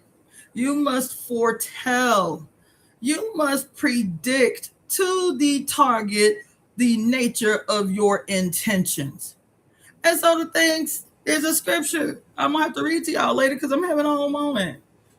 But in the Talmud, it say, look, if you want to be absolved, if you want to ensure that you are forever blameless, no matter what transgression you intend to commit, all you need do is inform the intended target of this transgression. Well, how do you inform the target in a way that does not elicit a plan predictions?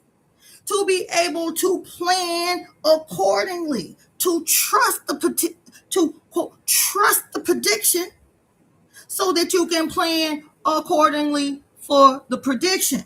But you, if you is an evil, rotten, diabolical, plotting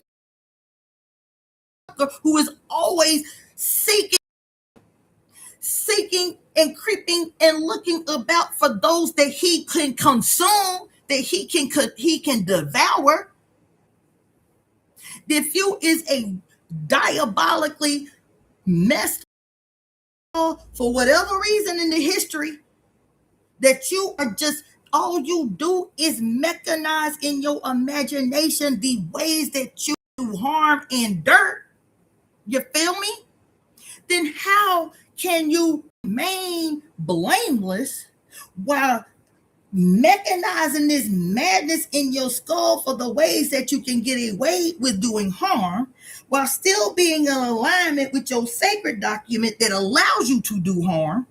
But you must first you must first guarantee that you remain blameless by informing the victim, informing the intended victim of your plotting, scheming, maddening, lunatical, twisted in the skull machinations.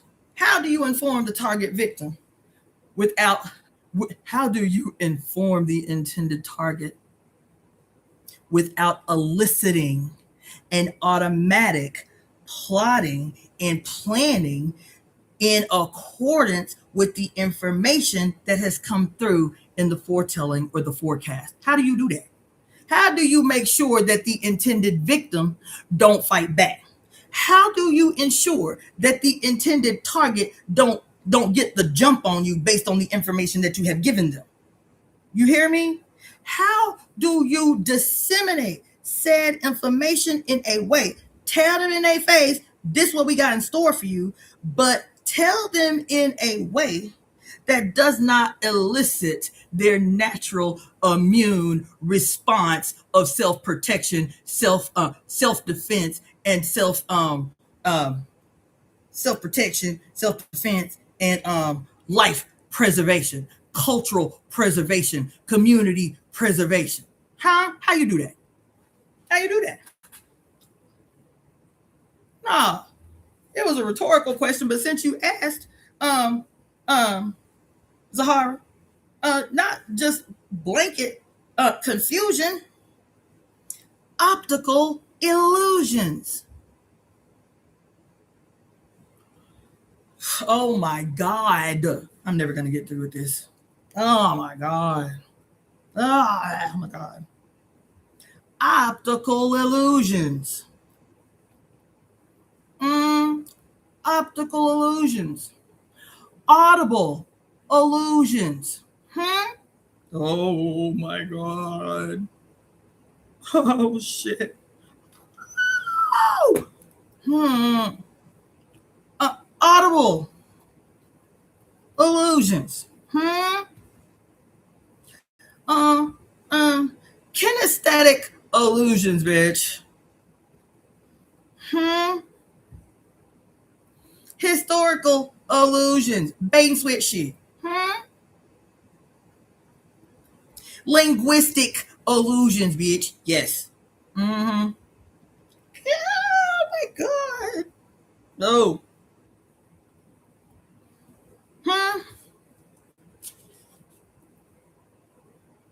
Tactical illusions.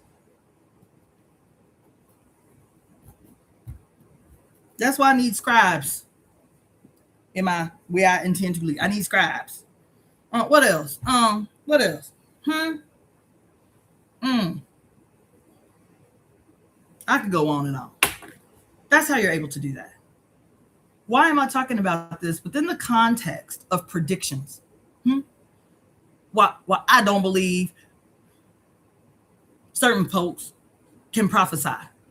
They can make informed forecasts.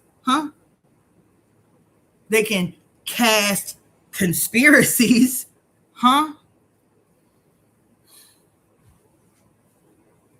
Because what, as a matter of fact, your Bible, what is the divine entity? Oh my God. What is the divine I cannot. I can't.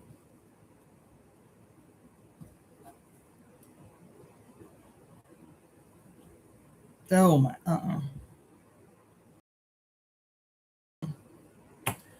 What is the divine inspiration that informed the dictation of the Bible? Anybody? What is the nature of the divine inspiration that informed the dictation of the Bible?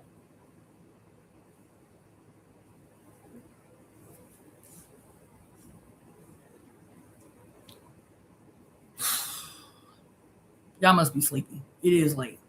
Y'all must be tired. It is late. Because usually y'all just be all up in the comment section going back and forth with me, giving me some feedback. You feel me? I ain't talking to myself. I can go to sleep.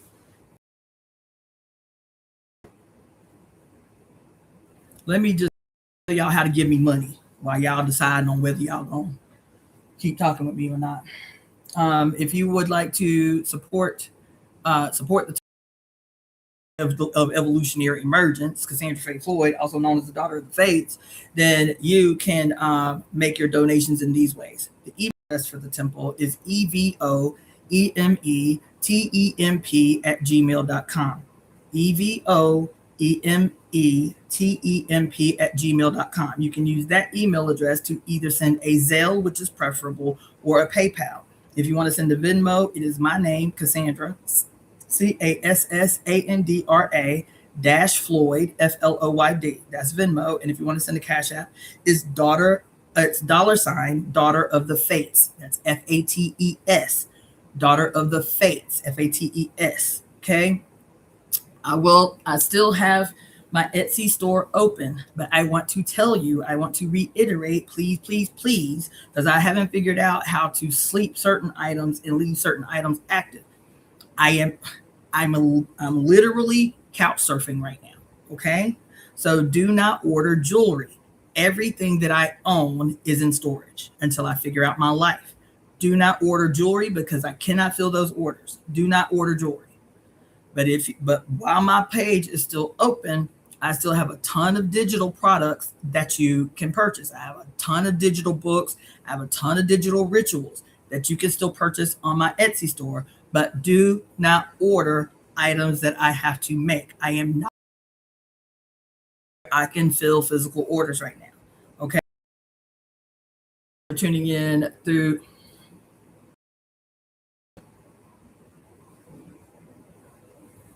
those of you who are tuning in via YouTube, then you can take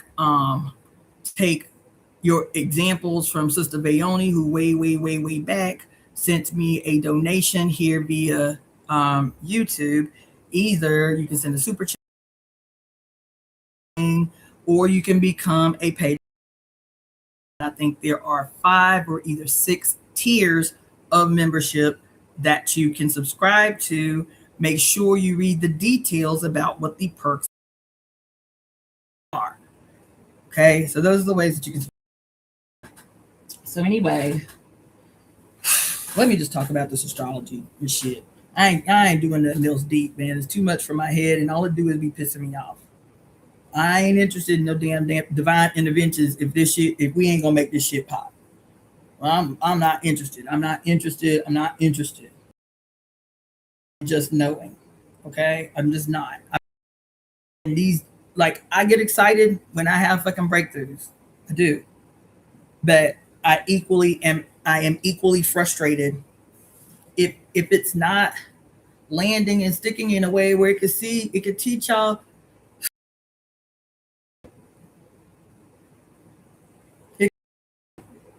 what must be done. It can teach us what must be done. And if our spiritual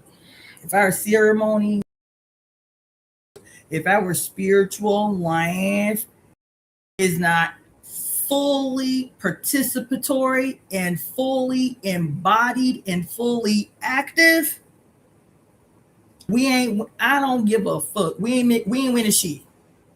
We ain't winning shit. You hear me? Doing this shit. If your spirituality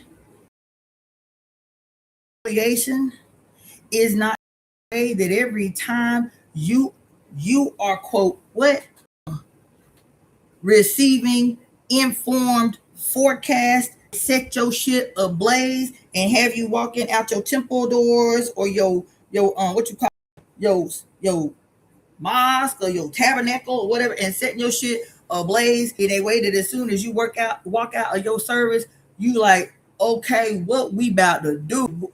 What we about to make pop out this bitch? Let's go. If it ain't that, you in the wrong shit. You in the wrong shit. And I'm gonna tell you something. For those of you who've been following me for a long time, I I think I need to continue to make clear. I want to continue to make clear because I think every now and again I'm gonna have to reiterate this shit. If you do not want to see, this ain't the place to be.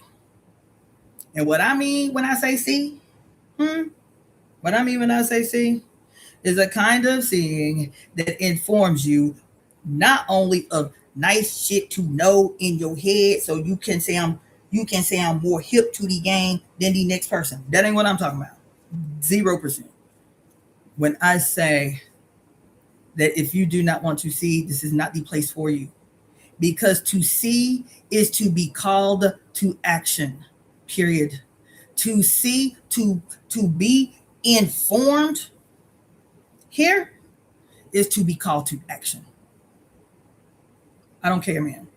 Like this, even looking at this astrology today, how in the fuck, how in the unadulterated, unmitigated hell can a singular astrologer on the planet be talking about individuals who are in these signs? This is an auspicious alignment for you. This is an auspicious astrological event coming, and this is how you need to plan for it. Baby, that ain't where we at no more. God damn it, that ain't where we at no more. I'm trying to give y'all a word up in here. I'm trying to give y'all a word up in here. If you keep approaching the future that these motherfuckers have been plotting for the better part of 500 years against you, and because they stole every ounce of information from every person on the planet, and then put a muzzle on the mouth of your mothers who could have put you on game in childhood, and then kept every one of your secrets and inverted it and flipped it inside out and fed it back to you so that your throat could ensure their future that is one of absolute destruction. They will walk us into oblivion if you allow them to. And if you question what I'm saying, look at the motherfucker at the helm of the goddamn state right now. And I'm not just talking about him being a lunatic. I'm just talking about him and his little fake pumpkin in your face. I am talking about the astrology that they ensured would be his. I am talking about, oh, y'all are like, oh my God, how did they know that? The book written in the 1800s called Baron Trump. That's what it means to predict, bitch. They're like, look, all we got to do is put the words on the paper and people's belief will ensure that it unfolds. You ain't hearing me. People's acceptance, people's belief, people's fear, people's pain, people's suffering will feed this shit. That's why you can't catch a break, bitch. That's why you can't catch a break. They was like, damn. Why? Listen, why did these men who hated women so much, why did these men, I'm talking about the ancients, I'm talking about Greece and Rome and Libya and Egypt and all of these places where the mother was still up in her bag, where the ceremonies of the mother was still supreme. These men who hated the mother, who hated women, who were envious to the point that it was poisonous of the power of sibyls and oracles and maenads. Norns and fates and muses. These motherfuckers who hated women so much, why did they see it necessary not only to, quote, support them, but to make sure that they had to do no work but the work of prophecy? Isn't that what we learned from Mama Zoe and the Sibyls? These bitches didn't work. A 7-day work week in a whole month. They worked in the whole month. The rest of the time, they was getting taken care of, they was getting fed, they was getting paid, and for 1 week out of the month, a line will be as far as the eye could see of kings and emperors, important people lining up to sit at the and that every man and every empire hated.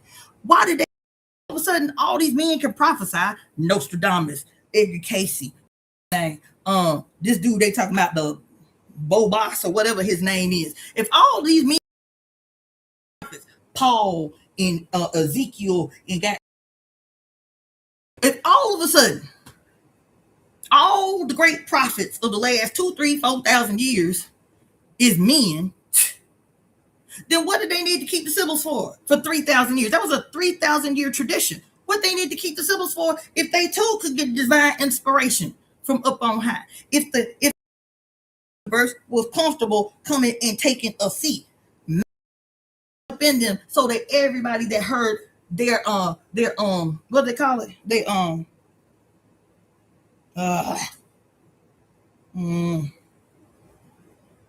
Their utterings.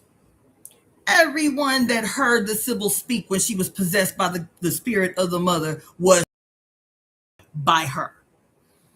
If men is doing prostolication, they are responsible for all the major prophecies of the last 2,000 years. If they are the only ones that can receive divine inspiration, because if it looked like the inspiration in a woman, then she possessed by the devil, she a witch, she a this and that and this and that. That all the people in the Bible that could see signs and symbols and angels in the nature and shit, if they was men, this was God. If it was women doing exactly that same thing, they was the devil. You feel me? Why all of a sudden? If all the men are the ones who the prophets, who the wise men, who can see and this and that and this and that, what y'all need to keep the Sibyls around for so long for? Why did y'all need to keep the Sibyls around for a 3,000 uninterrupted history? If for that same period of time, y'all the ones that can see all the futures and all the things, what y'all need the Sibyls for? They cannot see it. That they cannot see is not because they are male. The reason that they cannot see is because they are in a world that has propped them up above mother so much that they have been severed from born with. To sever oneself from the mother, completely sever oneself from your endemic power. It's not that because they penis, they can't see, they can't prophesy this and that and this and that. No, it is because they are male,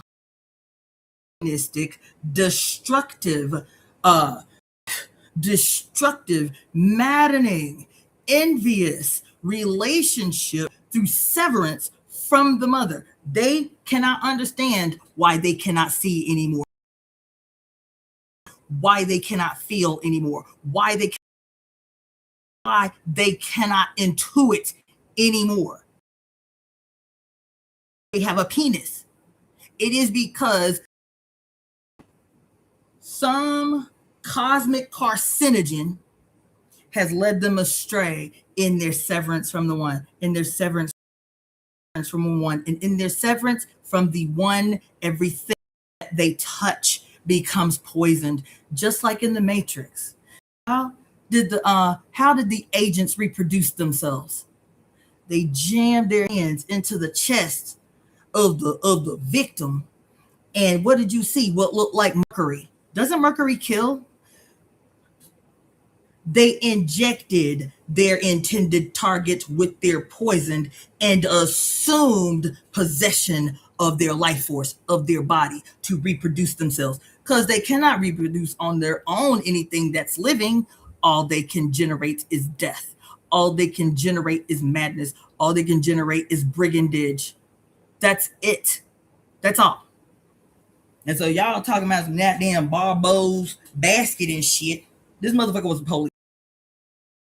This motherfucker was the police. Nostradamus was the police. If Casey was any other these cult prophet police. Manly P. Hall was the police. What's his name? What's his name? L. Ron Hubbard was the police. Who else? Jack Parsons was the police. Who else? Anton LaVey was the police. Who else? Aleister Crowley was the police. Who else? Carl Jung was the police, bitch. Who else? What's his name? What's his name? Sigmund Freud was the police. Who else? Ernest Hemingway was the police. Who else? Edgar Allan Poe was the police. Who else? Who else? Stan Lee. I'm on. Is gonna be the first on the chopping block.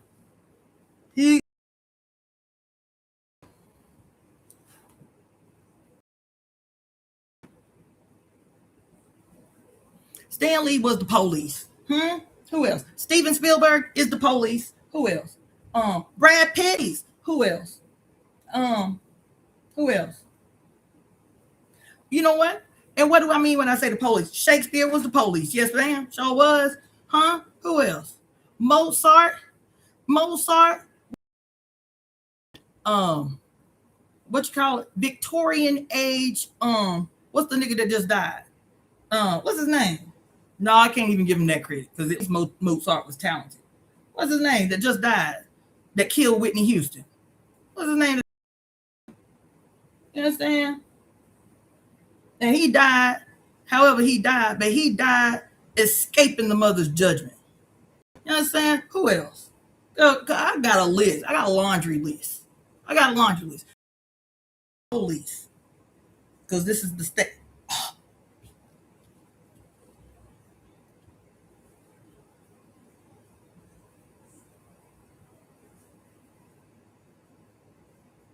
Oh my God.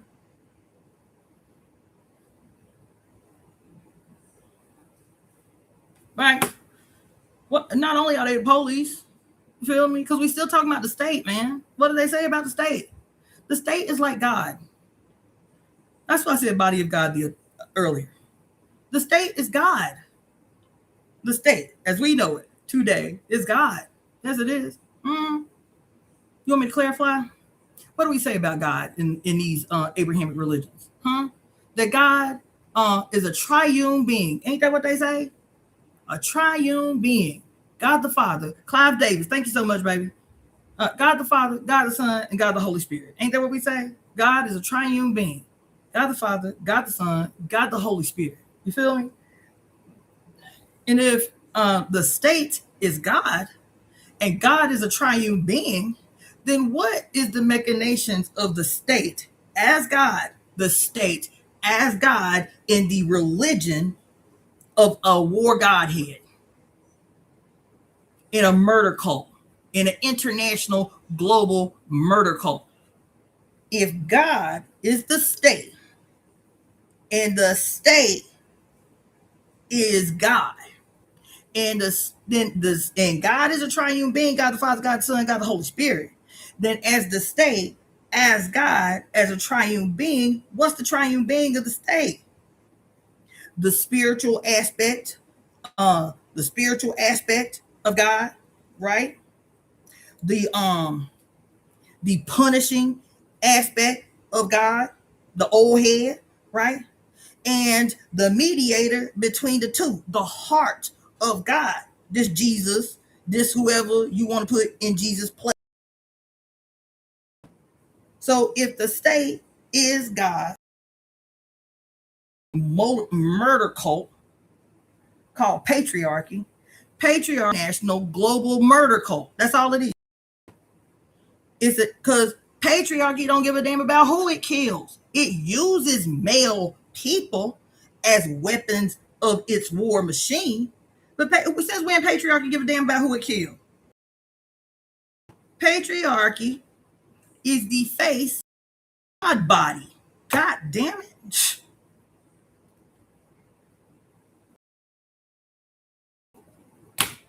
Patriarchy is the face of the international global murder cult. That's it. Period.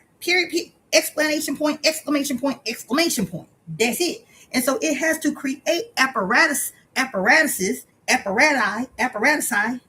however you say multiple apparatuses, has to create multiple apparatuses to secure itself. Think of the state. Think.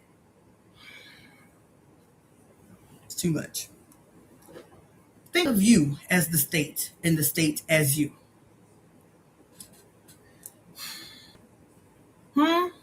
Think of the state as you.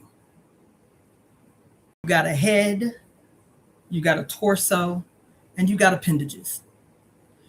You have a mind, like a conscious and unconscious, that's your mind, both.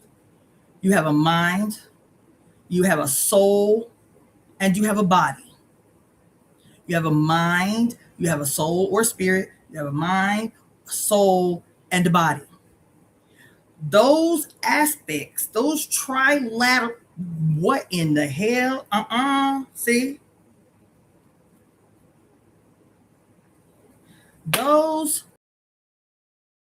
aspects of yourself, your head and your appendages, your mind, your soul, and your spirit, all six, and there's probably something else I'm missing, but all six of them effortlessly, without thinking, without plot of the universe, and what is important to us, body and spirit, right? Head, torso, and appendages. What's important to us is self-preservation at all costs. We don't give a fuck. Ain't nobody up in this empire destroying shit. If your mind was right, this is without you even thinking about it, even while you're sleeping. Self-preservation is the only mission. Self-preservation and offensive strategy. That's the only mission. How are we going to get the most out of this life we got right here? How are we going to get the most experience right here? So you take what you know happens to your own flesh in perpetual self-defense, perpetual immune integrity, and perpetual navigating the terrain to keep you some level of comfortable. Is it too hot? Then sweat. Is it too cold? Then shiver. Did I feel a sneeze? Send out the army, the T cells and the B cells and the this and that and this and that.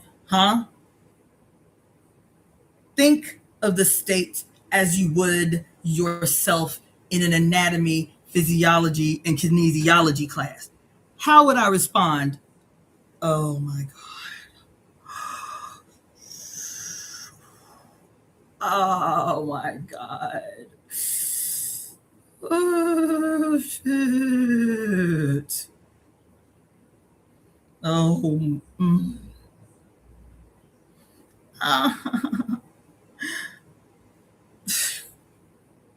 God damn it. Oh my God.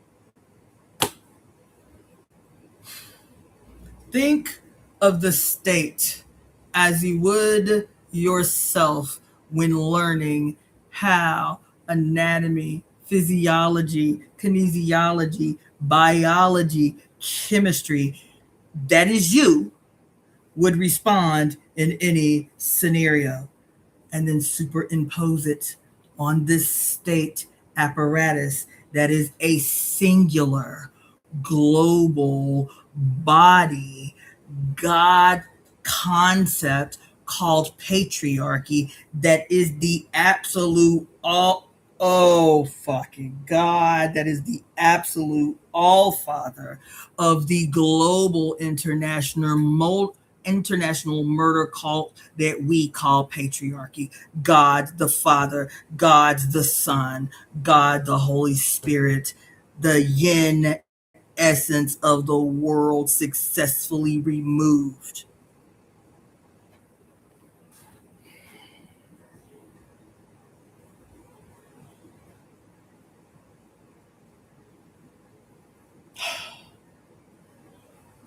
I'm gonna tell y'all, I'm staying in the house with a friend of mine, and they got a 7-year-old son, right?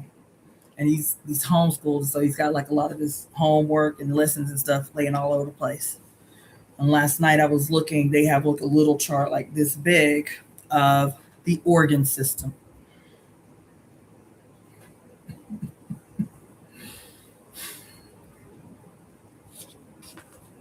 Maybe I don't need to teach y'all like this no more.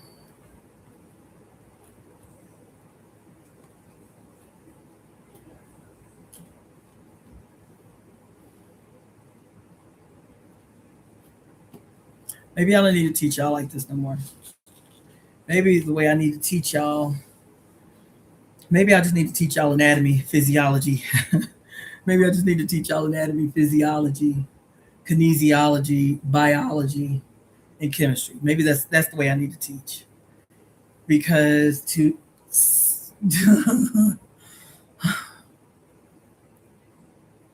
oh my god. I oh my god, I cannot. This is too.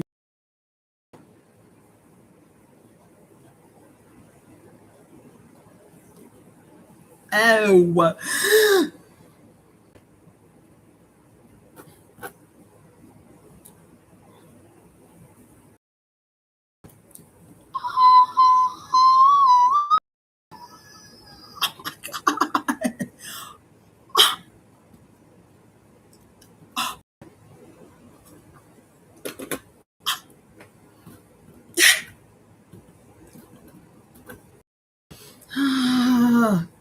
Oh my god. Shut. Mm. Oh my god. Mm-mm.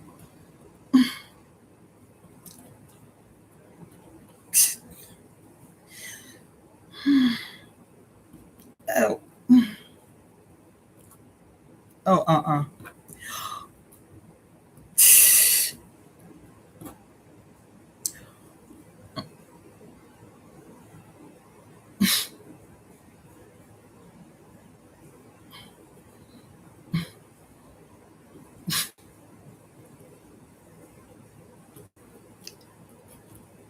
Ah.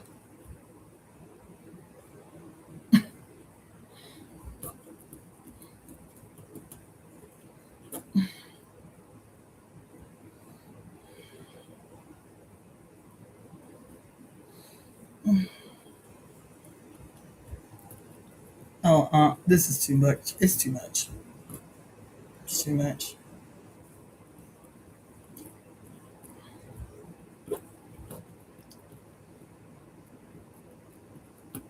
Uh, uh.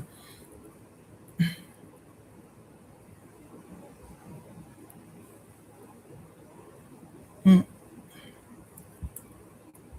mm-mm, mm-mm,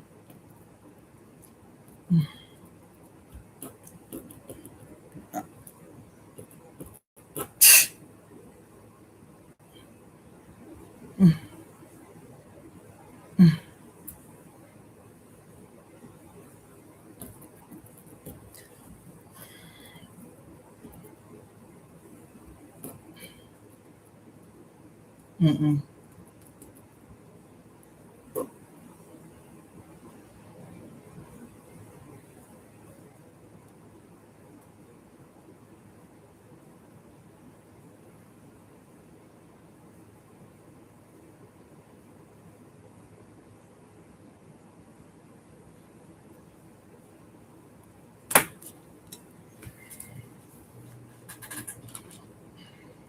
This shit is too much.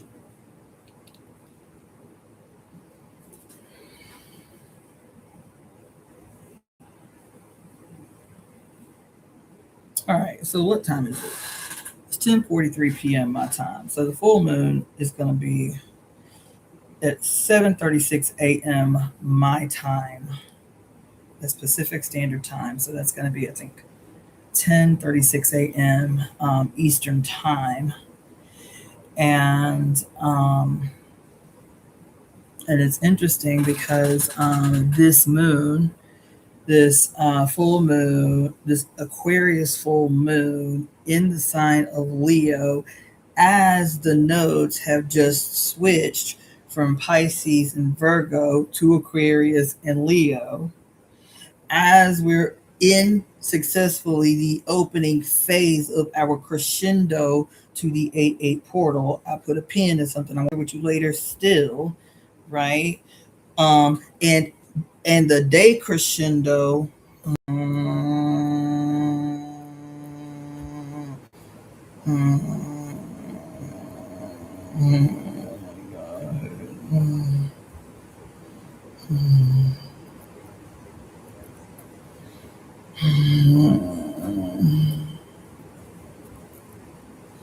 The day crescendo from 8-8, or the Lion Gates portal, to the closing of the gate, which again is from today, July 28th, to the crescendo, which is 8-8, to the day crescendo, which ends on August 12th. The end of the day crescendo of the 8-8 portal, the same day, August 12th, is the first eclipse in this new eclipse cycle that is always preceded by the shifting of the nodal axis. Okay? The shifting of the nodal axis is what introduces us into the new ecliptic cycle. All right? So the first eclipse, which is a solar eclipse in Leo, who did I tell you has a solar eclipse in Leo on their chart? Donald J. Trump was born under a solar eclipse, okay, in Leo.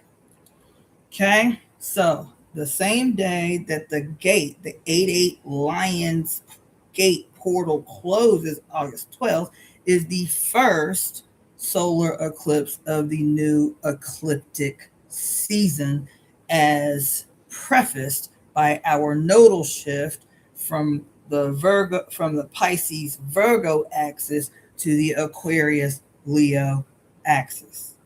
Okay. Now, this full moon, which is going to be happening again at 7:36 a.m. Pacific Standard Time, is called a buck moon.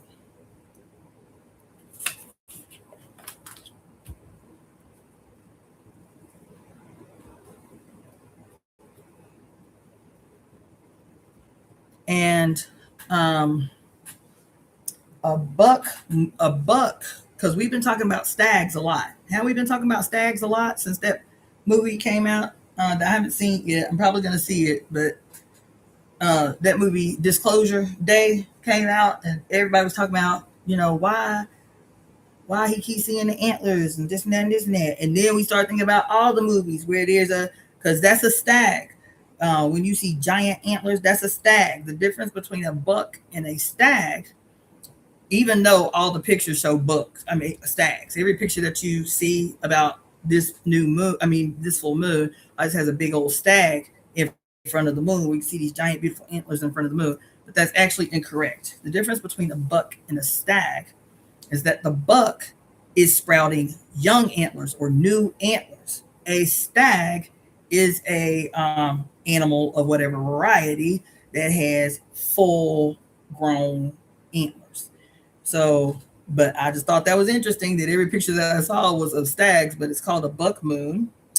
In other traditions, it's been called the thunder moon, the hay moon, the salmon moon, and the raspberry moon. Okay. Um, so that's on the particulars of the next several weeks in terms of the specifics on the astrology, which the astrological expressions. 3 planets in retrograde, for those that are coming on later. 3 planets that are currently in retrograde: Saturn, Neptune, and Pluto. Chiron will be stationing retrograde next week on August 3rd. And then there's several other retrogrades that are going to be occurring for the season, for the rest of the season, for the second half of the year. But those are the ones that are retrograde right now. Saturn and Neptune both are retrograde in Aries. Pluto is retrograde in Aquarius. And the next one, Chiron will be coming up next week, retrograde. And then Uranus will be the next after that, the first week in September. Uranus will station retrograde on September 10th, and on and on and on and on and on. You need to know, first of all, where these planets fall in your own personal chart, so you can at least try to glean the impact these planets in retrograde motion are going to have on your personal life. But again, if you are learning astrology as an individual right now, today, you with the shits is what you is. You with the shits.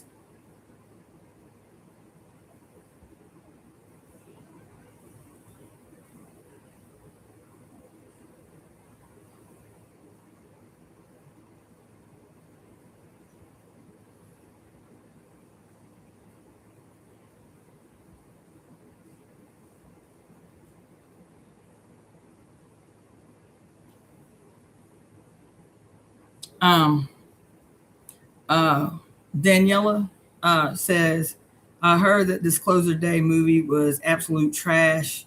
Lots of people disliked it. The plot and the production looked terrible. I didn't watch it, but would love to hear your thoughts on it. I have something to say about that, Daniela. I'm going to watch it. I haven't heard any reviews yet, so I'm glad that you were telling me that people disliked it.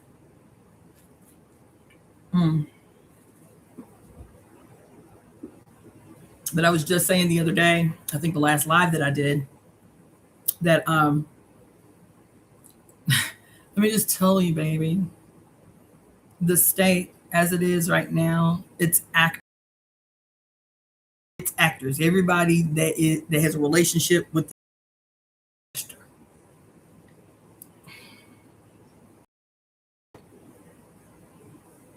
So when I say that, I was talking to a friend the other day, and I was saying, if I'm telling you on prediction, right? Let me pull this up. I think here that I need it. Let's see. Prediction. Let's see. Foretelling.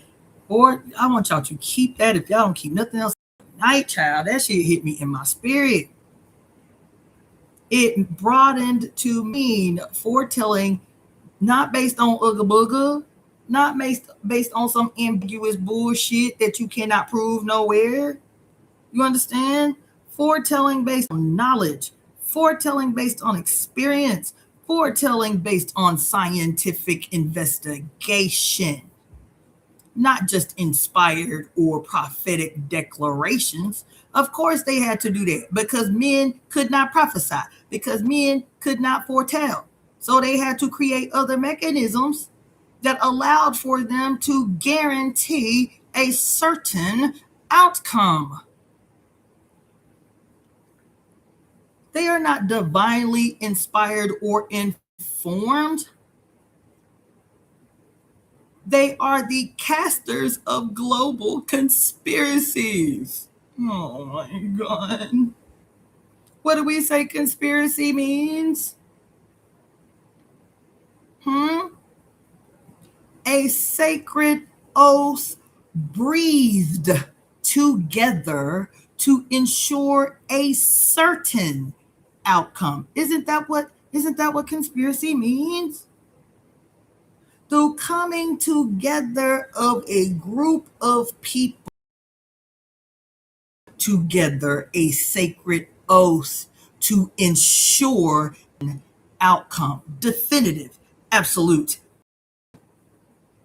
And if this is what conspiracy means, then do they predict? With that book, Abram, what's the sister name? Something Abrams. The book on rituals or something like that. Abrams. Remember that book? And I'm always talking about that one sentence in that. The whole book is one sentence where she was talking about how she.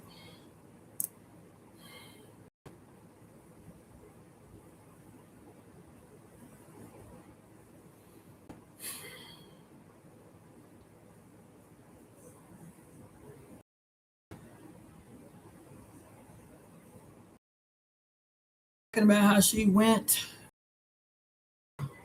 to study under this spiritual leader. Oh.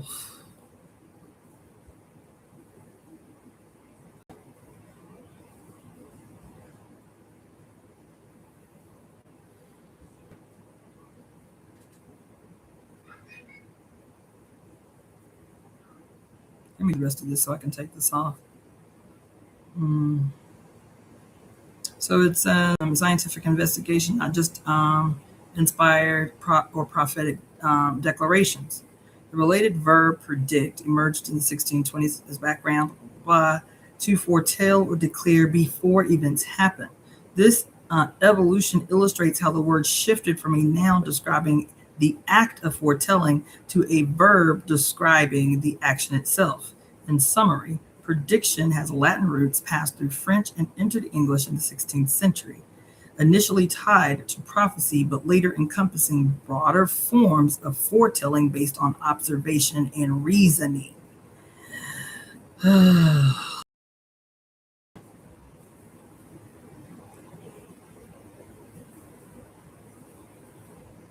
that is all I got to say about that.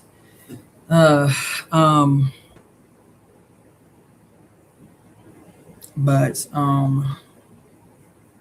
anyway, what was I saying? All right, let me just move on. I do want to read a couple of things about the astrology, and I think I'm gonna close out for tonight. We'll start with the fact that there are so many retrogrades. There are 3 retrogrades that we're currently in, and there are several retrogrades forthcoming, right? So we had done it before, but I felt like it would be important to revisit minimally the whole concept of retrograde because of the fact that I am not an astrologer. The idea of planets being retrograde, and then when you see the planet on a chart represented as retrograde or in retrograde motion, it always stood out to me because I'm in the medical field, right? My background is in medicine. And so whenever you see on your chart or current chart, I'm tired. Not in a physical way, I'm tired. But whenever you see this symbol on a chart, it means retrograde. See that? So the R with the X. This is retrograde. All right? But in science, in particular, medical science, even more in particular, Latin medical terminology, this exact same symbol, it means prescription. I don't know if y'all caught that, but it means prescription. Okay? So this symbol, the R with an extended tail that looks like an X, in an astrological chart, retrograde, though it means backwards motion or going back, right? Retrograde means going back or backwards motion. What we're actually perceiving astrologically when a planet, quote, stations retrograde or goes retrograde, we are actually witnessing what astrologers call an optical illusion. From our vantage point,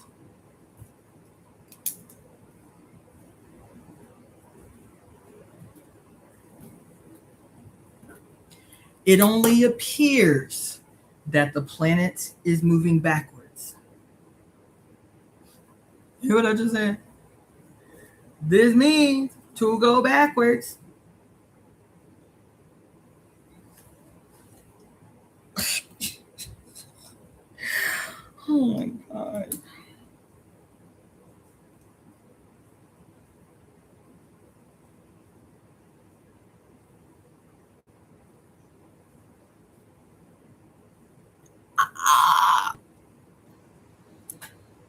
Oh, man.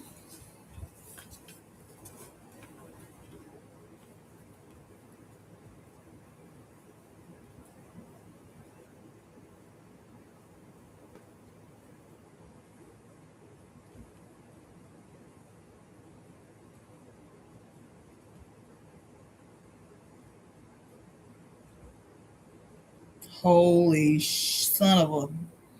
Ooh, what?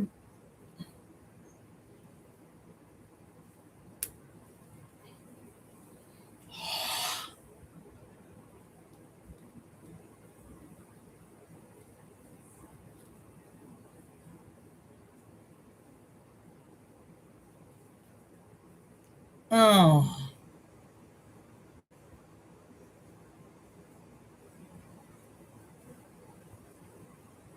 Mm. Mm.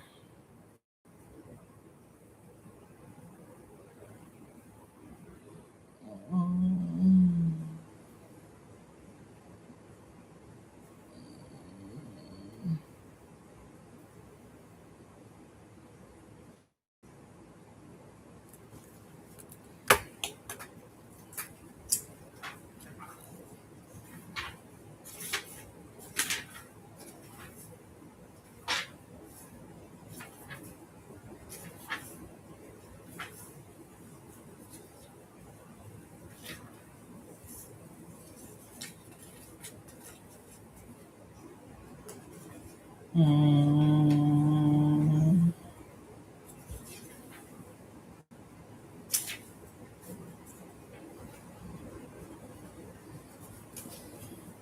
Oop.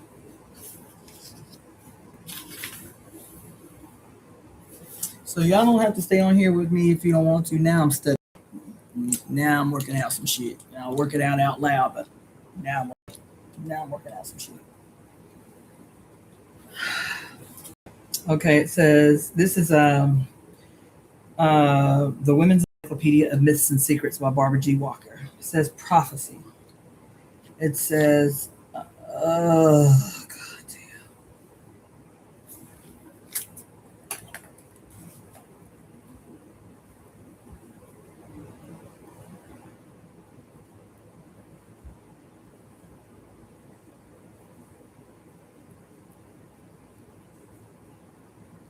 It says, the ancient chief standard of judgment for any holy man or woman was his or her power to prophesy coming events. Conversely, anyone's spiritual authority was dependent on fulfillment of prophecies that had already been made.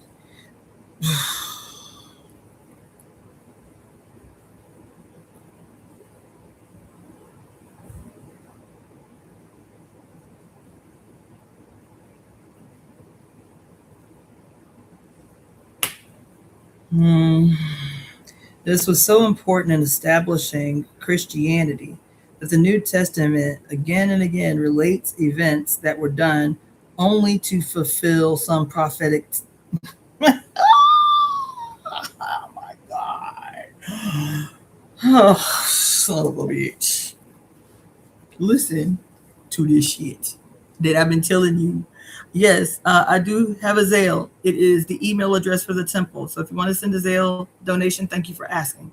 It is EvoEmeTemp @gmail.com. EvoEmeTemp @gmail.com. Thank you so much. If you want to send a Zelle or PayPal, you can use that email address. What have I been spending the last 2 hours telling y'all? That if you ain't got no skills, bitch, if you ain't got no power, understand? If you can't see the future, because God don't talk to you anymore, because you and your malignant ego is invested in the severance. Oh,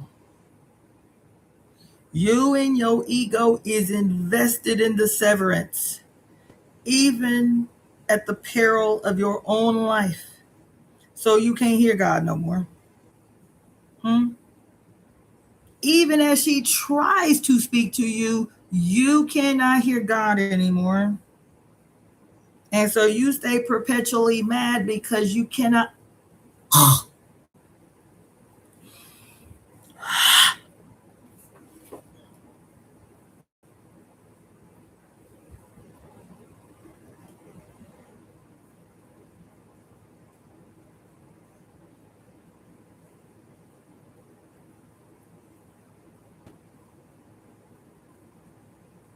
Oh my.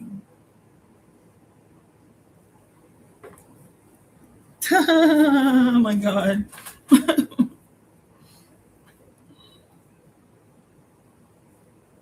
Oh my God. Oh.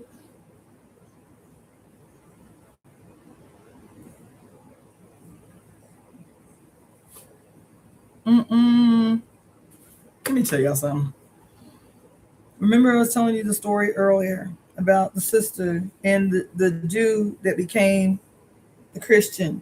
And he said the only way to guarantee blemishlessness, absolution, remission is that uh you must say before your intentions of evil doings to the target of said intentions to remain blameless. Do you hear me? And so what do? They either create or invade the areas of proclamation, defeat, shit. Oh my God. Oh, fucking shit. The fields of proclamation. Oh my God. Oh, oh my God. This shit is too much. Mm. Mm. Yeah. Mm.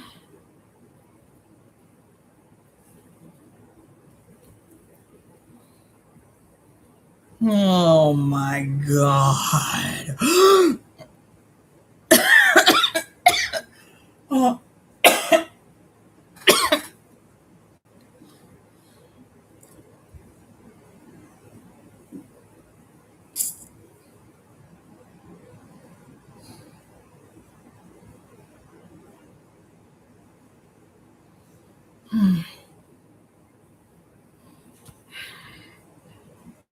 Listen, in order to remain unchallenged in your presentation as absolute and chosen, to remain forever in this presentation as absolute and chosen, which is synonymous with your religion as blameless, as blemishless, as forever redeemed. There is in a culture and a philosophy, in a culture and a philosophy and an absolute spiritual conviction that you are one as a small group among the many on the planet. You are the only group that is, quote, chosen by the absolute, the infallible, the, quote, imperceptible. God. Oh my God.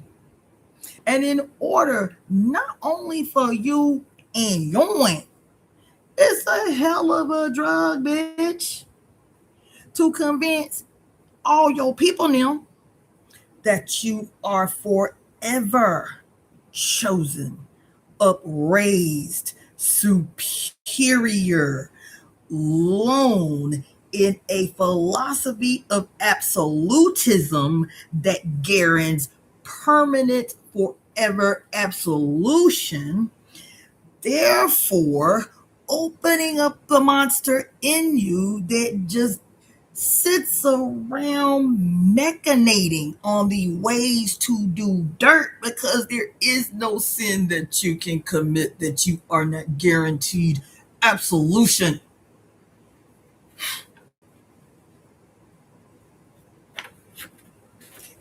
It's a hell of a job to just convince you in yours. We the only chosen folks. So no matter how bad what we have done in the past may appear to the Gentiles, may appear to the heathens, may appear to those who are outside the grace of God, no matter how bad what we have done in the past may appear, they do not understand the mind of the one true absolute God. They is simpletons for whom they cannot understand the mind of God, but that there is nothing that happens that does not pass before the sight of God and receive his stamp of approval. So no matter how many genocides, no matter how many genocidally imposed famines, no matter how many wars, no matter how many lives, no matter how many e-files, no matter how many satanic panics, no matter the gravity of the crime, you have to just accept that God approved it for some greater good that you is too feeble in your brain to conceptualize and understand. And you just have to take it on the strength. It's one thing to convince you and Yoan, the chosen, of this madness. It is quite another exceptional feat of gargantuan proportion to teach the entire world that you loathe, and your philosophy teaches you are golem, Gentile, subhuman particulates who only exist in their capacity to serve you, to convince them to the victims of you, to convince them to the slaves of you, to convince them to the sufferers at your hands, to convince them to the intended targets of every madman machination you can come up with on any given day, because you are certain in your guarantee of perpetual forever absolution. What grants this chosen few absolution? Perpetual, unending, guaranteed absolution. What guarantees them absolution? For those of you who are in your panties and in your feelings about the language, what grants them perpetual remission, if that's better for you? This chosen few. What is it? Because it's not just being them. Because the God of the Old Testament still tells them, yeah, you done did dirt, so you know what the rituals are that you need to do to gain remission of sin for the dirt you done did. What is it that guarantees them absolution for every transgression they commit? Huh? Somebody still remember your scripture.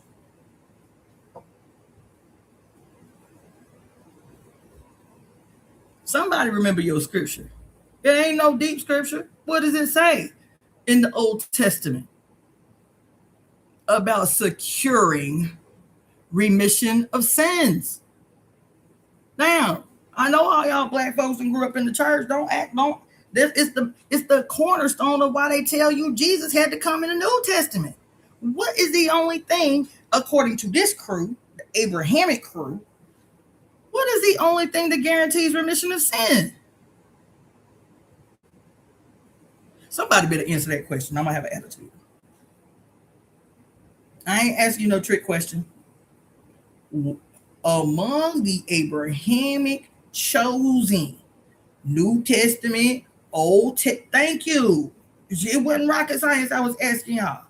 For there can be no remission of sin without the spilling of blood. But in the Old Testament, they tell you what, because even the blood is specified. The shedding, thank you, Black Panther 22, Black Pint 22, the shedding of innocent blood.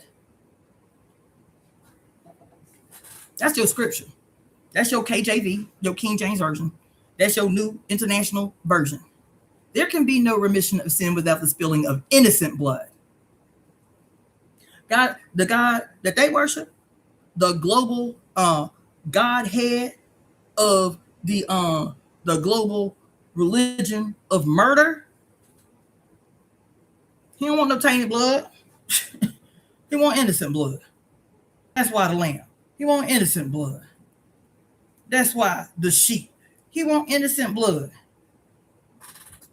Huh? He want innocent blood. And they tell you in your face and you act confused about why your children are under attack by monsters right now. 16, 17, 1-year-old, 2-year-old, 6-year-old. This is all in the last month. 16-year-olds, 18-year-old, 19-year-old. And I tell you that the United States government, the United States as an institution, the United States of America as an apparatus, as a high priest and a global murder cult. That's what the United States of America is a high priest and an international murder cult. That's what it is. And so you talk about the police and why they don't protect and preserve or serve. You talk about the state. You talk about the judge. You talk about let the process work. You talk about the Supreme Court. They can't do that. This is against the Constitution. Don't your Bible say, thou shalt not kill, steal, commit adultery? What else they say? You can't be no glutton. You can't be prideful. What else they say? You cannot bear false witness. As the natives say, we ain't never met no motherfuckers that talk with two tongues. How you gonna say you gonna do one thing over here and then do the exact opposite of what you said you was gonna do? We ain't never met people like that. These people crazy. But they own book say, you shall now bear false witness. Mean you shouldn't lie, bitch. That's what it means. You should not covet thy neighbor's wife or thy neighbor's husband. What else is saying? You should not commit adultery or fornication.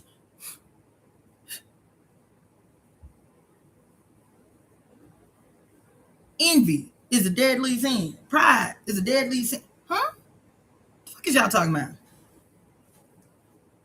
They literally give you a book of contradictions. Warmongers that they are. What is war? To cause confusion. Warmongers that they are. Give you a book that is an outright folding in half of contradiction. It say one thing the first 2,000 years, then the second 2,000 years, it say everything we said in the first 2,000 years, just forget about that. That's that old shit. You feel me? We got a New Testament now.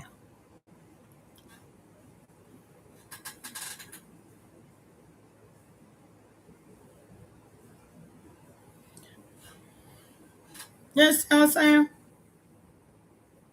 And so if you, according to the Jew for Jesus, that the sister Tajali was telling us about, recognize that from day one to today, that if you intend to execute some diabolatry, that you have to predict, you have to say beforehand. You have to say beforehand your intention to your intended target. You feel me? But you know what you plotting and scheming on is some diabolatry of grand proportion. So how am I going to tell the intended target of my intended desirous diabolatry that I have X, Y, and Z planned for their ass to my benefit and my twisted pleasure? How can I tell them what my intentions are without them plotting and scheming on slicing my goddamn head the fuck off for my intentions? How do I do that? How do I preserve my madness, preserve my evil, wicked, diabolitrous machinations? How do I preserve my head and still preserve my spirit based on my religious convictions? Because I'm convicted to a Godhead of murder. How do I protect myself and remain blemishless, remain pure, remain just in the eyes of my God, and admit this shit to my intended target, by admitting my intentions to my intended target in a way that will not have them day and night, moment by moment, minute by minute, second by second, weaving it into every song they sing, weaving it into every story they write, into every fairy tale they tell their children. So if they do not accomplish what they need to accomplish in their lifetime, their children are guaranteed to do this, because it has become a part of every single story they tell, which is to slice my head from my shoulders. Because if I told them outright what my intentions for them are, there would be no other conclusion for a sane person to come to but to mechanize on the myriad of ways they are going to dismember my ass in public for all to see, so that no one else dare try them in the way that I am attempting and would like to, in my machinations, try them. How am I do that?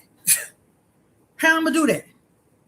How am I going to execute the worst crimes unimaginable in the annals of all of human history? Tell it to them to their face, but naked and blood raw, but still do it in such a shrewd and sly way that even as I tell them, they will just think it's fiction, it's false, it's just entertainment, and will not default, like any sane person, into plotting and scheming on how to destroy me and wipe my existence from the face of the planet. How am I gonna do that? How am I gonna do that? Spellcaster that I am. How am I gonna do that? Foreteller that I am. How am I going to do that? Prophet that I am. How am I going to do that? How am I going to do that? Professor that I am. How am I going to do that? Music mogul that I am. How am I going to do that? Performer that I am. How am I going to do that? Actor that I am. How am I going to do that? Director that I am. How am I going to do that? Producer that I am. How am I going to do that? Writer, scribe that I am. How am I going to do that? Programmer that I am. How am I going to do that?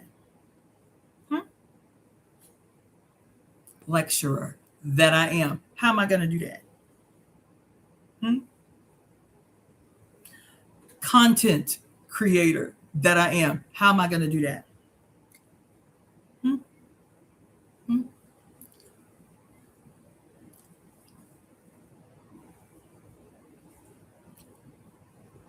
Orchestra that I am. How am I going to do that?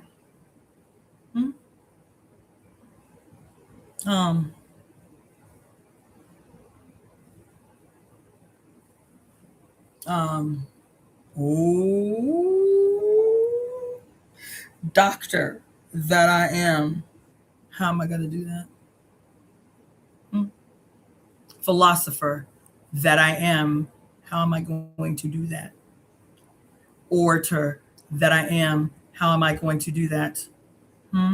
Griot that I am. How am I going to do that? What's another one?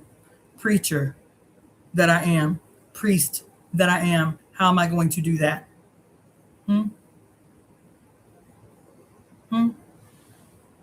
psychologist that I am, psychiatrist that I am.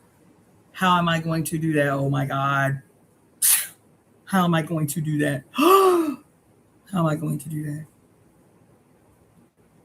Hmm. Hmm. Researcher that I am. How am I going to do that? Hmm. Oh my God. Hmm. Astrologer that I am. How am I going to do that? Astronomer that I am. How am I going to do that? When I am telling you that the only way to ensure that those you have set your sights on to be the innocent victims of your mad machinations do not come and haunt you in every vestige of your existence, do not come and attempt to slay you in every single possible way in acts of radical rebellious retribution. The only way to do that is to enter into all fields of proclamation. All fields where you can be the primary predictor of all futures. Oh my God. Ooh, how can you be the predictor of all futures? Because all you do is say your intentions and create the environment where your intended victims' harvested energy gives life to that which otherwise could not exist.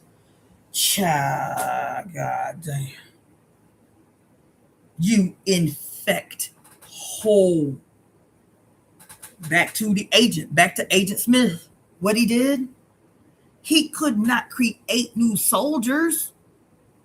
He ain't got no generative spirit. The only thing he could do was infect the living with death. That's what the mercury was synonymous with. Whenever he would put his hands in their chest and all this would look like mercury would pour into them, mercury is deadly. That's why Mercury, the icon, was seen as a psychopomp in transition from one existence to the next, from one realm to the next, from life to fucking death. That's why. That's the metaphor in the Matrix. That's why when Neo is, quote, he swallows the red pill, you feel me? And everybody for the last 25 years thought Neo woke up in the real world. Neo was murdered, bitch, because Morpheus was his psychopomp. Morpheus was his death doula. Yes. Neo was only alive for about the first 10 minutes of the first movie. Yes. The Neo that you grew to know and love as a representative of the revolutionary struggles of natural rebels. Neo was only alive in about the first 10 minutes of that movie.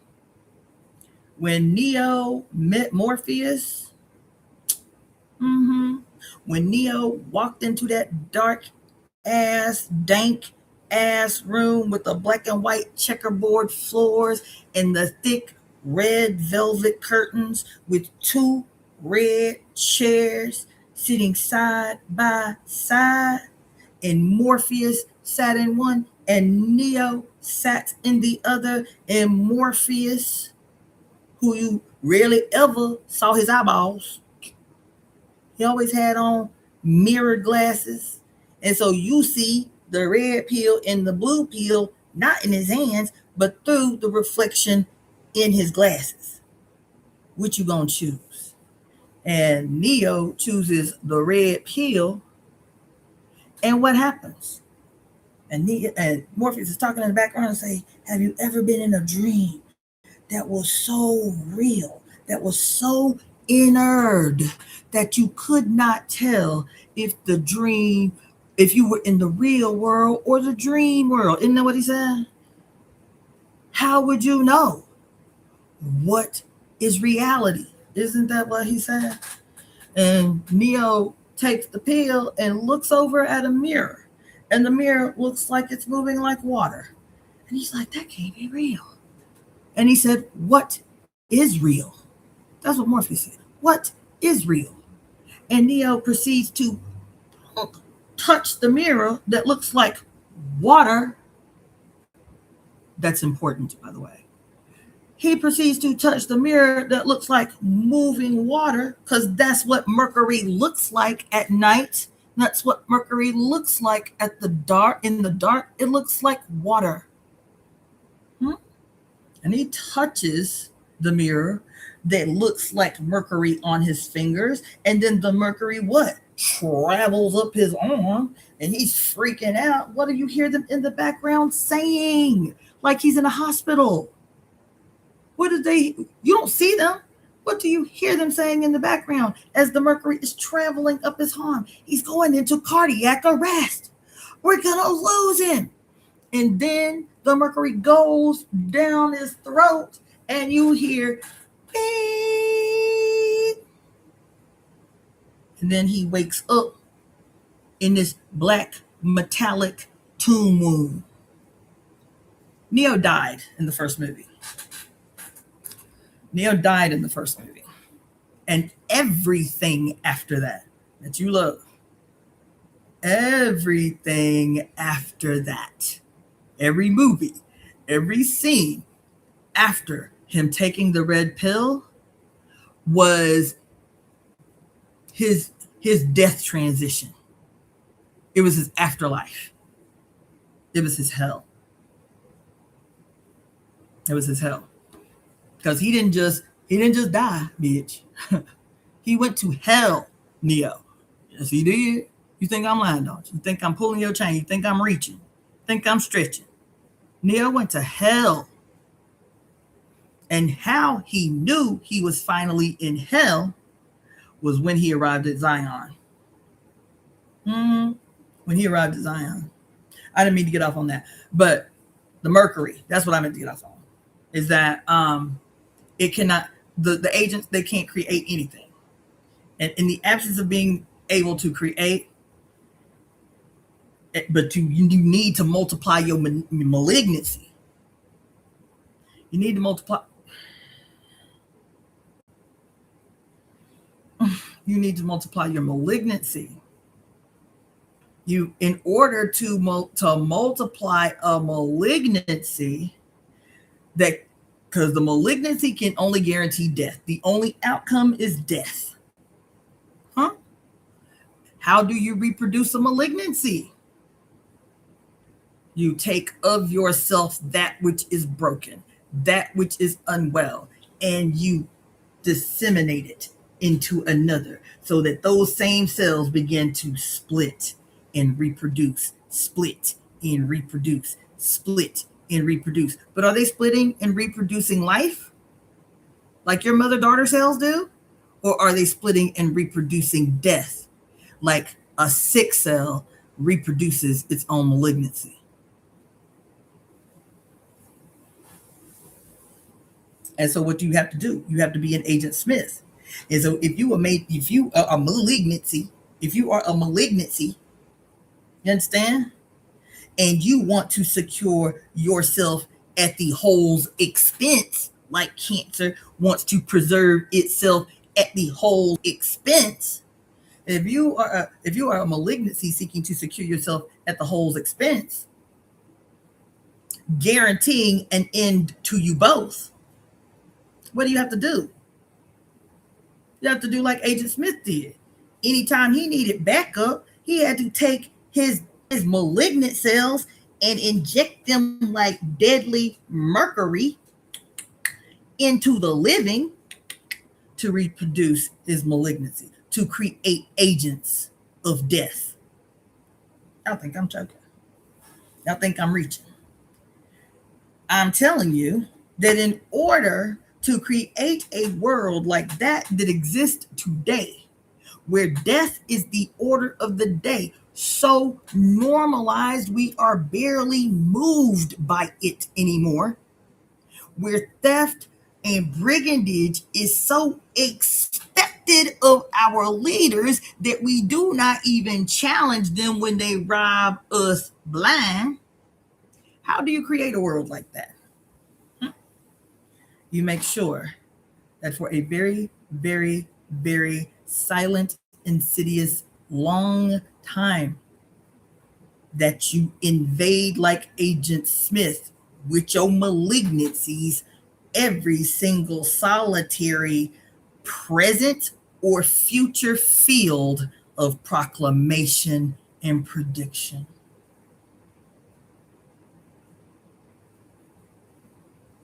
Every field.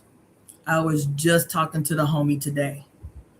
I was like, we got to go back and question every field where they are at, where they have been the masters, where they have been the chief thinkers, the brilliant thinker. Think about all the great thinkers that you think of, the great thinkers of the Enlightenment, the great thinkers of the whatever the fuck, the Renaissance, the sciences, the industrial revolution. That's why I see all the people I said earlier. These are the Agent Smiths, baby. These have been the Agent Smiths. Yeah. The directors, the producers, the writers, the orators, the doctors, the professors, because they have invaded and propped themselves up as the innovators of every single solitary field, hijacked, invaded, and they become the face of the genius of these fields to ensure that in every space and in every period and in every time and in every philosophy and in every religion and in every cultural social norm and in every mythology and in the transversion and inversion and perversion and subversion of the actual galaxy and the manipulation of time and every branch of the military, every ideology, every history told, every legacy stolen. You have to invade every space in order to secure your malignancy at the expense of your intended victim target. That's what you got to do. While at the same time be committing the most monstrous, wretched, diabolical, inhumane, ungodly crimes against the bodies of humans the globe the fuck over, while committing in your face the most gruesome, diabolical shit known to the human world, to still be the perpetual victims of those same people you have victimized. That's genius shit. Through this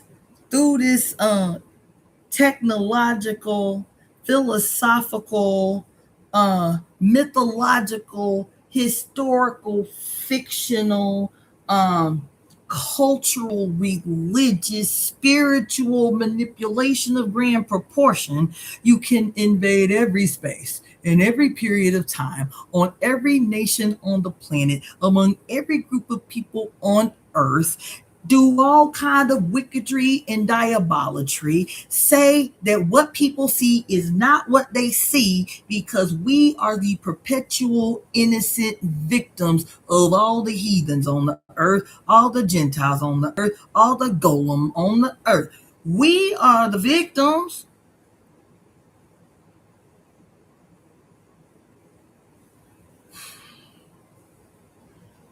While to this day, telling you to your face that the only reason that no matter what crimes we commit, we remain on top. No matter what crimes we commit, we remain the major portion, the major percentage of the so-called 1%, though we supposedly only make up less than 15% of the global population. No matter what crimes we commit, isn't it interesting how we just remain on top? How do they remain on top? Based on their philosophy, based on their writings, the perpetual necessity for a massive influx of innocence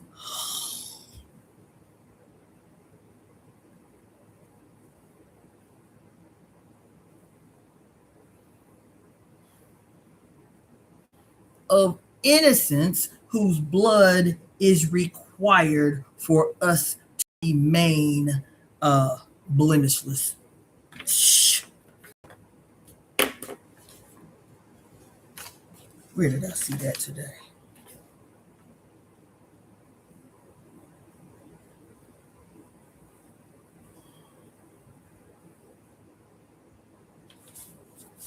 See, where did I write that?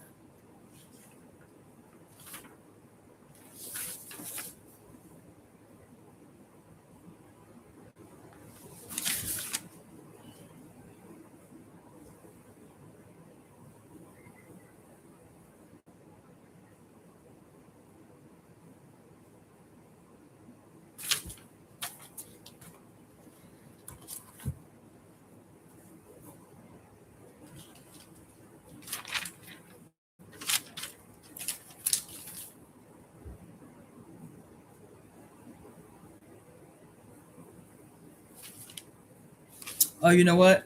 Two other things before I go on. The same day today of the Aquarius full moon in Leo, Jupiter goes Kazemi today in the heart of the sun. Jupiter goes Kazemi today during the full moon. Mm-hmm. Man, where did I write that, man? Oh.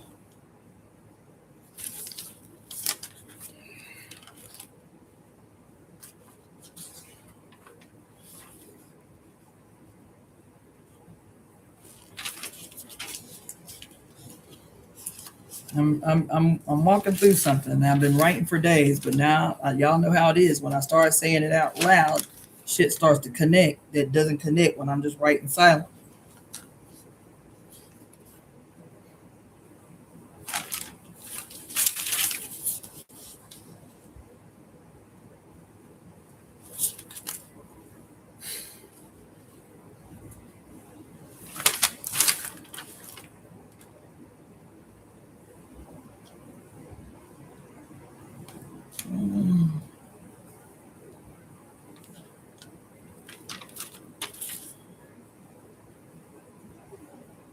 Mm.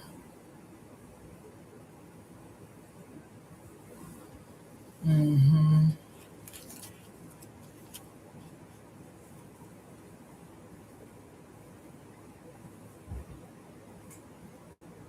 Mm-hmm.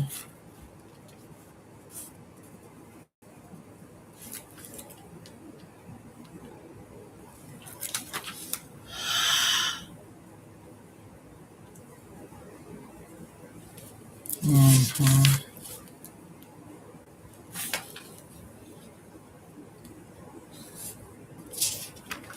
Mm-hmm.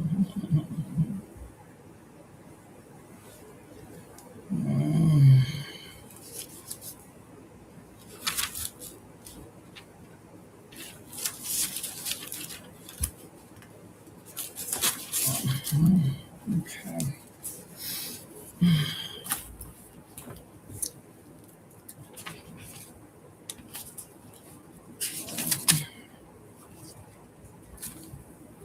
Mm-hmm.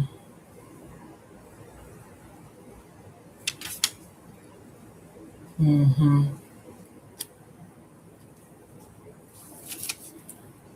Mm-hmm.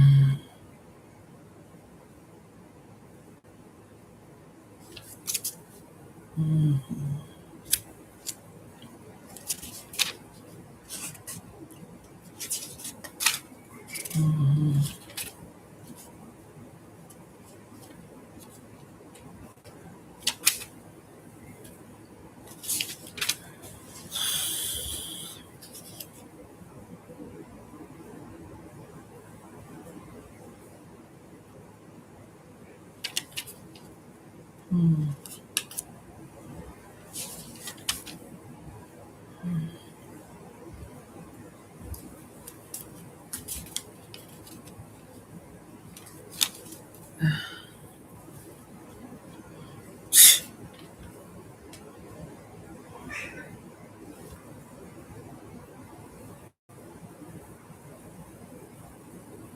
Mm-hmm.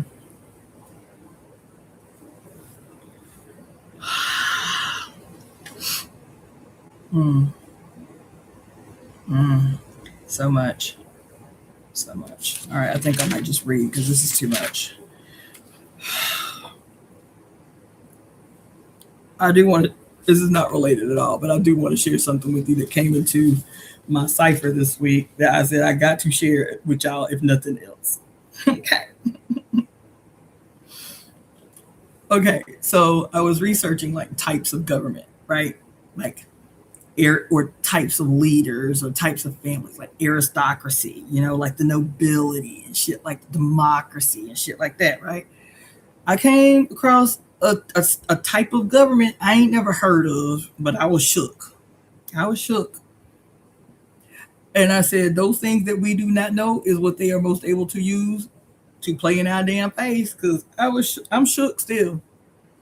The name of the type of government is called cacistocracy. Cacistocracy. I ain't heard. The name of the type of government is called a cacistocracy. Cacistocracy. Y'all heard me? Do you know what a cacistocracy is? Oh, how they play. A cacistocracy is a government. Oh, somebody knew. A government by the worst elements of a society. Uh, and then the Greek etymological origin of the word is kakanomia, a bad system of laws and government. Cacanonymous, with bad ruled with bad laws and ill governed. Sound familiar? Do that sound familiar to anybody? The cacistocracy. Hmm. A government by the worst element of any society. Huh? Caconomia, a bad system of laws and governments. Somebody gonna say Trump. That ain't what the fuck I'm talking about. That ain't what I'm talking about. I'm talking about the Constitution of the United States of America. I'm talking about the Declaration of Independence. Hmm.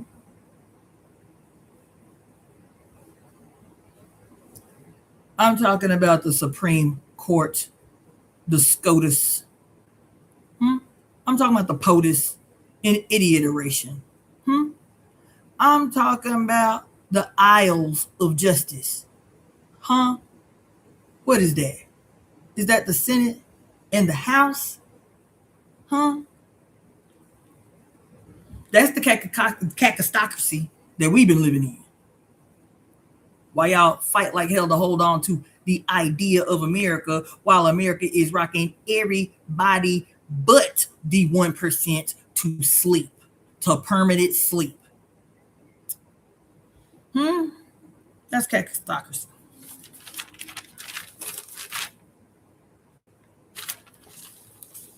Let me continue. I'm so tired. Let's see.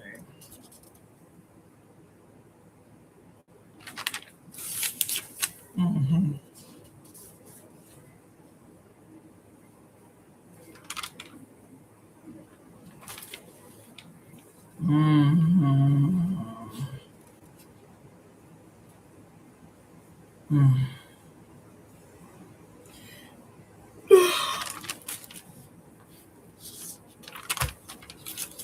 Mm.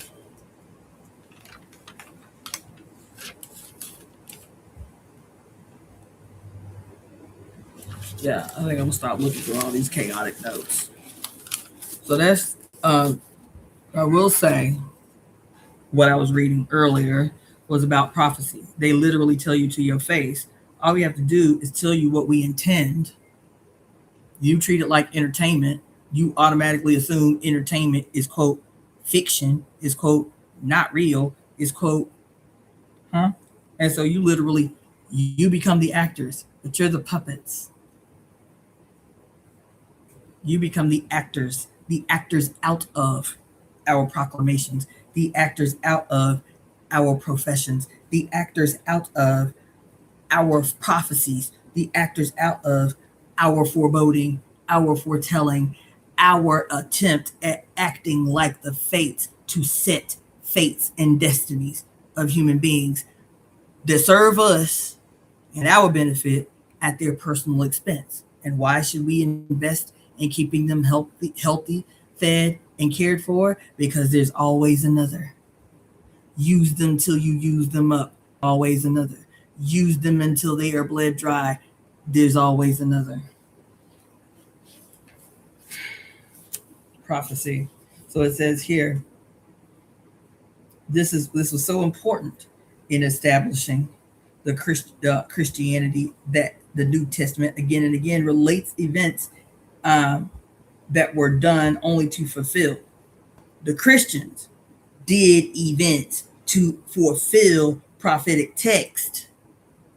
We have to make sure that we create the conditions for the masses to perceive the prophecy is real. How do we do that? We create the prophecy. We create the execution of prophecy. See, by contemporary notions, the coming Jesus or any other spiritual leader was of no account unless it had been prophesied by a different spiritual leader. Prophets were sometimes carried away by the ecstatic spirit and prophesied too literally, so the prophecy could be too easily checked. Thus, the prophetic God seemed to tell lies. Provision was made for this difficulty in the Bible, not to excuse the overzealous prophet, but to excuse God. When a prophet speaketh in the name of the Lord, if the thing followeth not, nor come to pass, that is the thing which the Lord have not spoken. It ain't God's fault that the prophet told y'all some bullshit. Of course, this made it impossible to tell at any time whether any given prophecy was genuine or not, and this rather defeated the whole purpose of prophecy.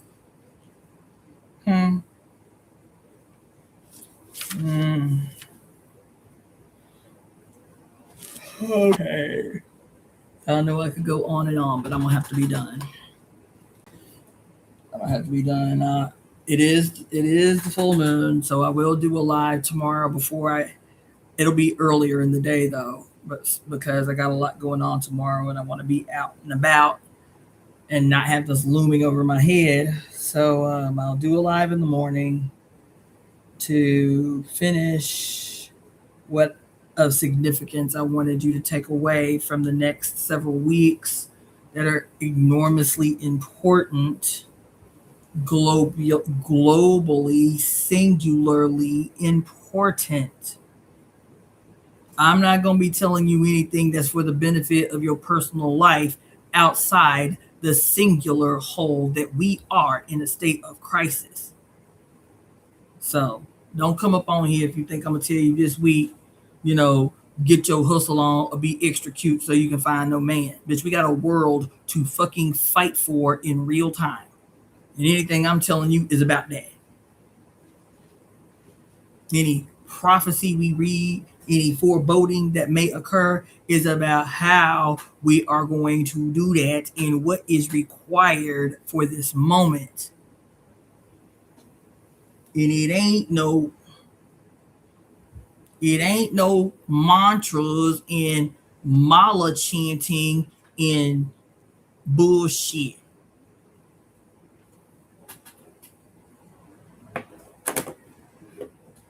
Thank you for the donation, Rena Hampton. It ain't for none of that. Anything that I'm telling you is to inspire you to sharpen your fucking blades. Whether your blade is your tongue or for you, your blade is literal. Anything that I am telling you is to help you see crystal clear what the response must be. So do you need to sharpen your blades, bitch? Do you need to be learning secret herbs and formulas? Do you need to pull out your dusty materia medica? Shit. Do you, which I intend to do you need to reread War and invert that bitch? Oh, yeah, that's what I said. Do you need to reread The Art of War and invert that bitch? So, the thing you can start with is, especially because I'm gonna have to put this off to tomorrow, so it's its own separate thing. But this period is historically belongs to the goddess. This period that we shifting through historically, anciently, belongs to the crone, the oldest of goddesses, the most forgotten of goddesses. That's why I've been going so hard on Hathor, on Bat, who preceded Hathor, on Rejet, on all the old head goddesses, on all the crone ass goddesses, on all the big mamas pictured with big old titties and big old bellies and big old booties and shit, that are 25,000, 33,000-year-old sculptures of the voluptuousness that is representative of the glory of motherhood for those that are being mothered by the mothers. The glory of motherhood. Ishtar with a big old hip, and she's standing in the typical goddess position, holding her breast as to offer the bounty of nourishment to her children. That's why she's sitting there holding her titties. That's why an Anna is pictured with 1,000 titties. And that's what this period is about. So tomorrow I'll be talking to you about all the goddesses, all the primordial goddesses, all the disappeared goddesses, all the buried goddesses. And so because we collectively buried them, we think they dead. All the zombie goddesses. all the goddesses in real time clawing their way back to the surface that is your consciousness. All of them who always appear not like the rogue ass son who has cut the damn head of the lion off and wears the head of the lion as a headdress, not the hero that is pictured holding the head of the lion he just killed in his hand, not the hero who then killed the great primordial chimera, the hybrid lion goddess with multiple heads. Nope, not what's the other lion name that what's his name? Perseus killed. Not all these heroes who in every single solitary house they manifest in have killed the mother, have killed the icons of the mother. No. We talking about the goddesses who are what's her name? Sebeli or Sabili or Sabele, different pronunciations. The Magna Mater, who appears sitting on the backs of two lions that are functioning as the base of her throne. Or Durga. I ain't gonna go into it. I'm gonna save it for you tomorrow. But this period that we always see as Leo the lion, yeah, Leo is the lion. But as a matter of fact, can I do it? I can't do it on here. But Leo the lion is the lioness. It is the mother that preceded the sun. It is the goddess as the sun. The goddess as the sun is life-giving. The goddess as the sun is life-affirming. The goddess as the sun is life-sustaining. The goddess as the sun is the bringer of bounty. The father, the son gone rogue, the father as the son is the purveyor of brigandage. The father as the son is the personification of the age of enlightenment. The age of enlightenment that blinds, the age of enlightenment that burns, the age of enlightenment that turns to ash. So we're going to be talking about, especially, because I will say two more things. There are 2 other days that are significant that are never talked about from today to the 12th, as we are crescendoing to the apex moment that is the Lionsgate 8-8 portal. 2 wildly significant and wholly underrated events that I want to make mass. In just 3 days, on July 31st, is National Orgasm Day for the United States. National Orgasm Day is July 31st. Just 8 days later, at the Lionsgate 8-8 portal, and it wasn't an accident that this was done. The Lionsgate 8-8 portal, just 8 days later, is Global Female Orgasm Day. Yeah, it is. The 8-8 portal is Global Female Orgasm Day. And then the last Orgasm Day is International Orgasm Day on the winter solstice. You feel me? So, anyway. So those are dates you need to know. And the crone is who is to be upheld in these next couple of weeks. Hell, for the rest of the time, if you have me tell it. The crone goddesses are the ones, and not just the esoteric mythological goddesses. The crones in your life, the crones in your family, the crone goddesses on the street, the crone goddesses that you speak to whenever you see an old black ass woman walking by herself in the grocery store. So for the rest of forever, until this shit is made right, the crone goddesses of the world need to be upheld. Not just the esoteric, philosophical, mythological crone goddesses, but every elder woman you see, you cross, you path addressed in reverence, bitch. That's the starting point. Now I'm gonna cut it off with that. Love you guys. Thank you for hanging in with me. I'll do another live in the morning to talk about the peculiarities of the goddesses, the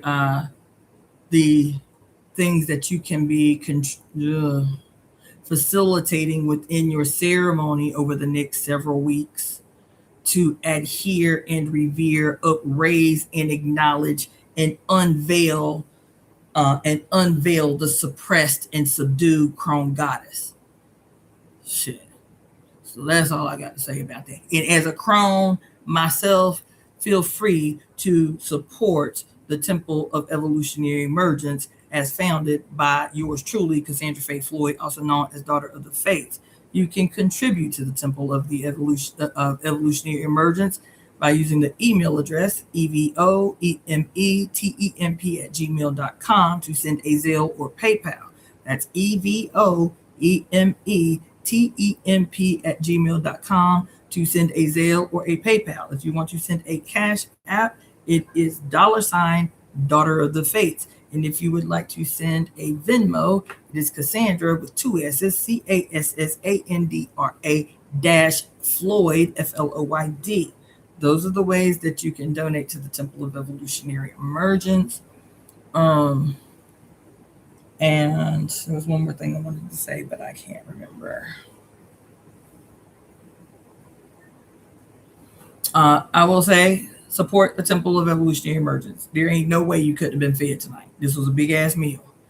To support the Temple of Evolutionary Emergence, which is now, like your ugly ass Jesus, nomadic. Which is like your Jesus, nomadic. Y'all motherfuckers need a martyr. Y'all need a nomadic wanderer teaching to the masses. Well, y'all got it. My ass is homeless. I'm officially nomadic. So support the Temple of Evolutionary Emergence, and tell a friend or 10. Okay. Um, so yeah, I'll do another live in the morning, and then I'll do some more announcements then about some other things that are happening. Like I am doing, I will say this. Some of you paid for the workshop that I began, ironically, at the beginning of the Heart Fire season, based on traditional Chinese medicine's articulation of the 5 elements and living within the 5 elements. I started that workshop 2 weeks before I got evicted. So I didn't know. I was certain that I was going to be where I was at. So I ended up getting evicted, and so I still owe you guys the part 3 on. It was called "Protect Your Heart Protect Your Heart to Secure Your Sovereignty in the Heart Season." That was the name of the workshop, the 3-part workshop on living according to the 5 elements in the Heart Fire season, which is the summer, to protect your sanity and protect your sovereignty. And then I end up homeless 2 weeks later. So I owe y'all the part 3 for that workshop. And more than likely it is going to be on a Monday, next Monday, because I'm going out of town this weekend. So next Monday. But I will email you guys, those of you that are listening. I will email those of you who paid for the workshop on the definitive date and time when I deliver part 3 of that workshop. Okay? So that's that. Good night. And I'll see you guys tomorrow. Happy full moon. All right, peace.